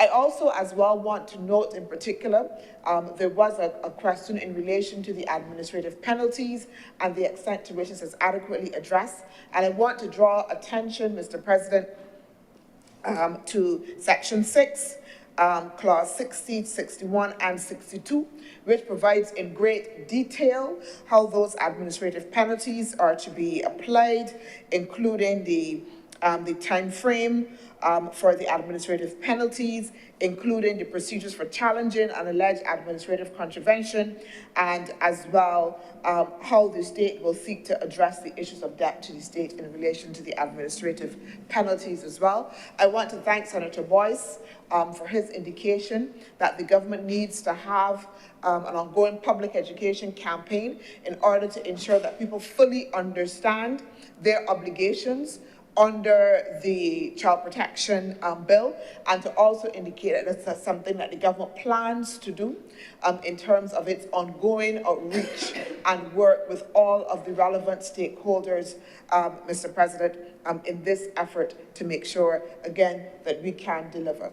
Finally, Mr. President, again, I want to join all of the honourable senators, as I would have done, but again to reiterate our thanks to all of those, including the members of the committee, including the minister and his staff, members on the board and the Board of Management of the Child Care Board, and importantly as well, to all of the honourable senators, as I said before, that would have contributed to this debate, demonstrating again the utmost importance of protecting our nation's children and making sure that we send a strong signal of its importance and our commitment. Mr. President, I beg that this bill now be read a second time.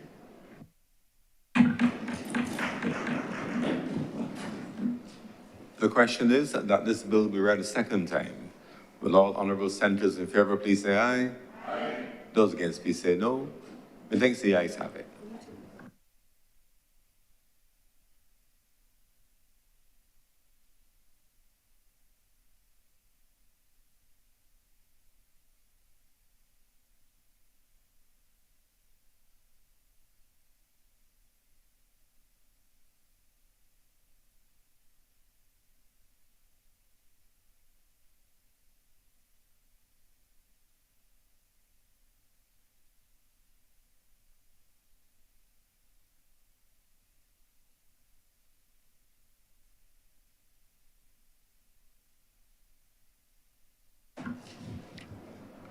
Earlier in the day, I had indicated that our Deputy President is away on business.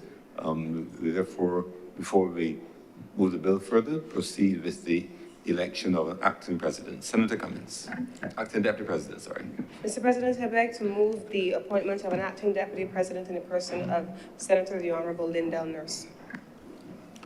The question is that Senator the Honourable Lindell Nurse be elected acting Deputy President for the remainder of today's sitting.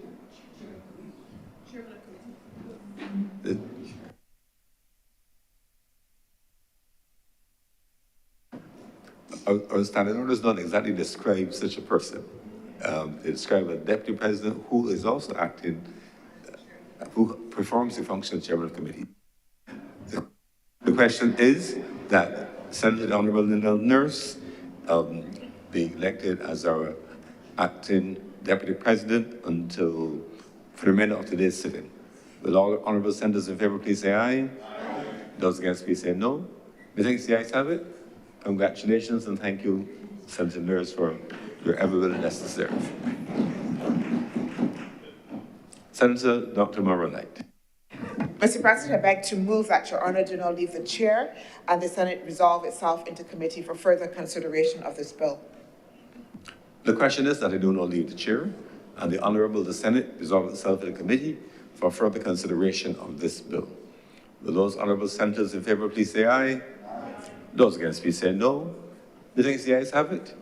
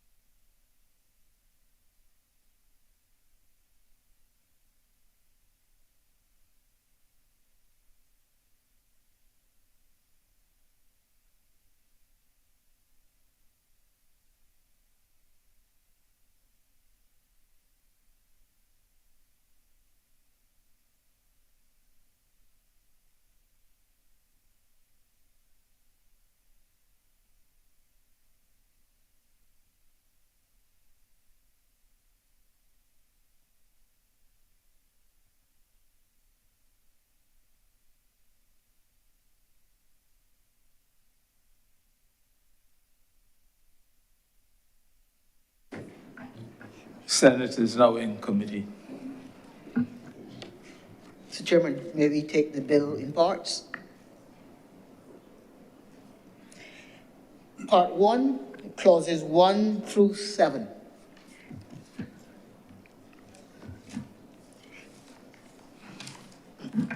Mr. Chair, I beg that clause 1, 2, part 1, 2, 7, stand part. Part 1, clauses 1 through 7, do now stand part. The question is that part 1, clauses 1 to 7 stand part. All those honorable senators in favor, please say aye. Aye. Those against, please say no. It takes the ayes have it.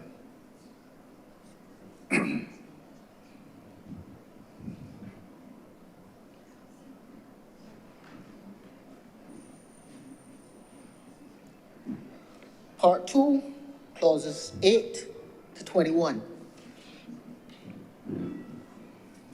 Mr. Chair, I beg that part 2, clauses 8 to 21, do now stand part. The question is that part 2, clauses 8 to 21 stand part. All those honorable senators in favor, please say aye. Aye. Those against, please say no. Methinks the ayes have it. Part 3, clauses 22 to 31.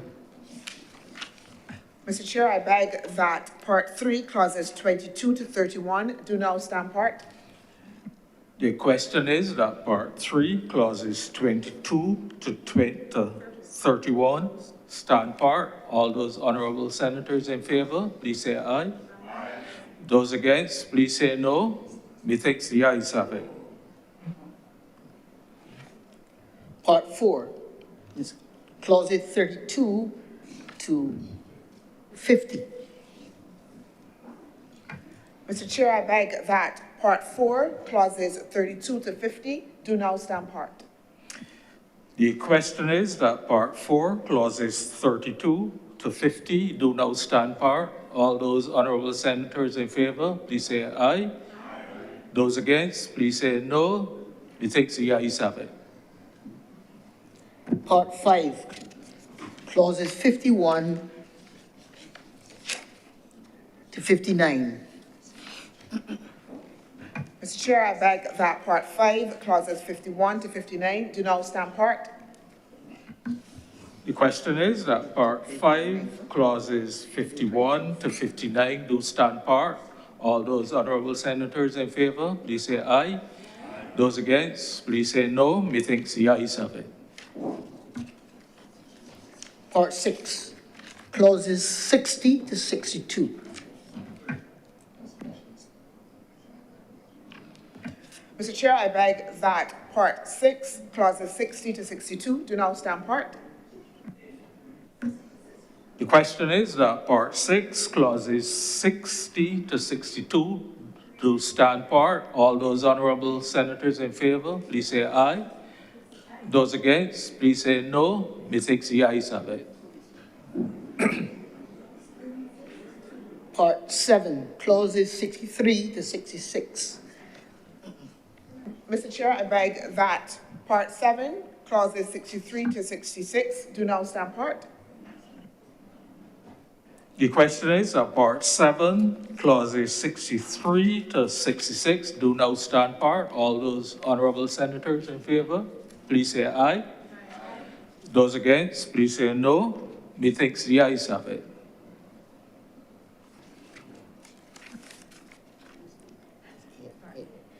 Part 8, clauses 67 to 73. Mr. Chair, I beg that part 8, clauses 67 to 73, do now stand part. The question is that part 8, clauses 67 to 73 do now stand part. All those honorable senators in favor, please say aye. Aye. Those against, please say no. Methinks the ayes have it. The first schedule. Mr. Chair, I beg that the first schedule be the first schedule to the bill. The question is that the first schedule be the first schedule to the bill. All those honorable senators in favor, please say aye. Those against, please say no. Methinks the ayes have it.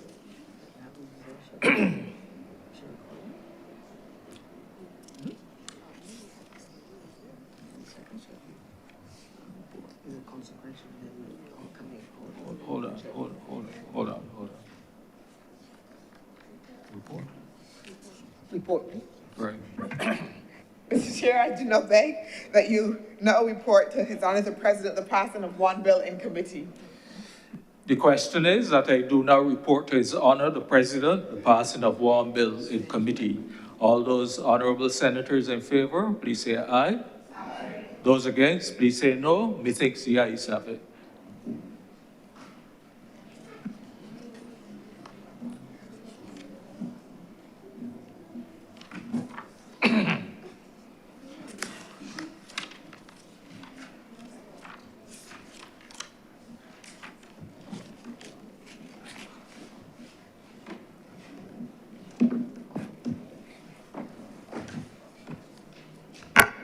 The chairman has reported to me the passing of one bill in committee.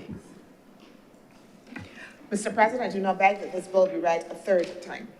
The question is that the bill be read a third time. Will all honorable senators in favor please say aye? Aye. Those against please say no. Methinks the ayes have it. Mr. President, I beg to move that this bill do not pass and be cited as the Child Protection Act 2024. The question is that this bill do not pass and be cited as the Child Protection Act 2024. Will all honorable senators in favor please say aye? Aye. Those against please say no. Methinks the ayes have it. This bill is now passed and so cited.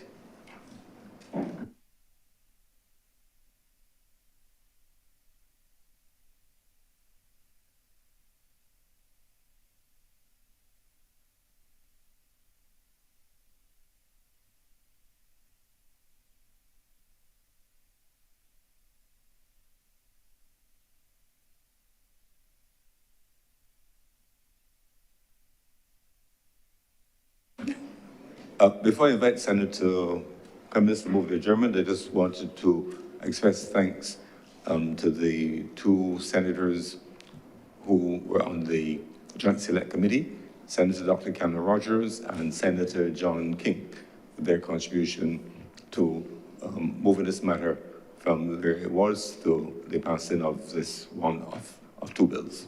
Thank you very much. I thank everyone for their contributions today.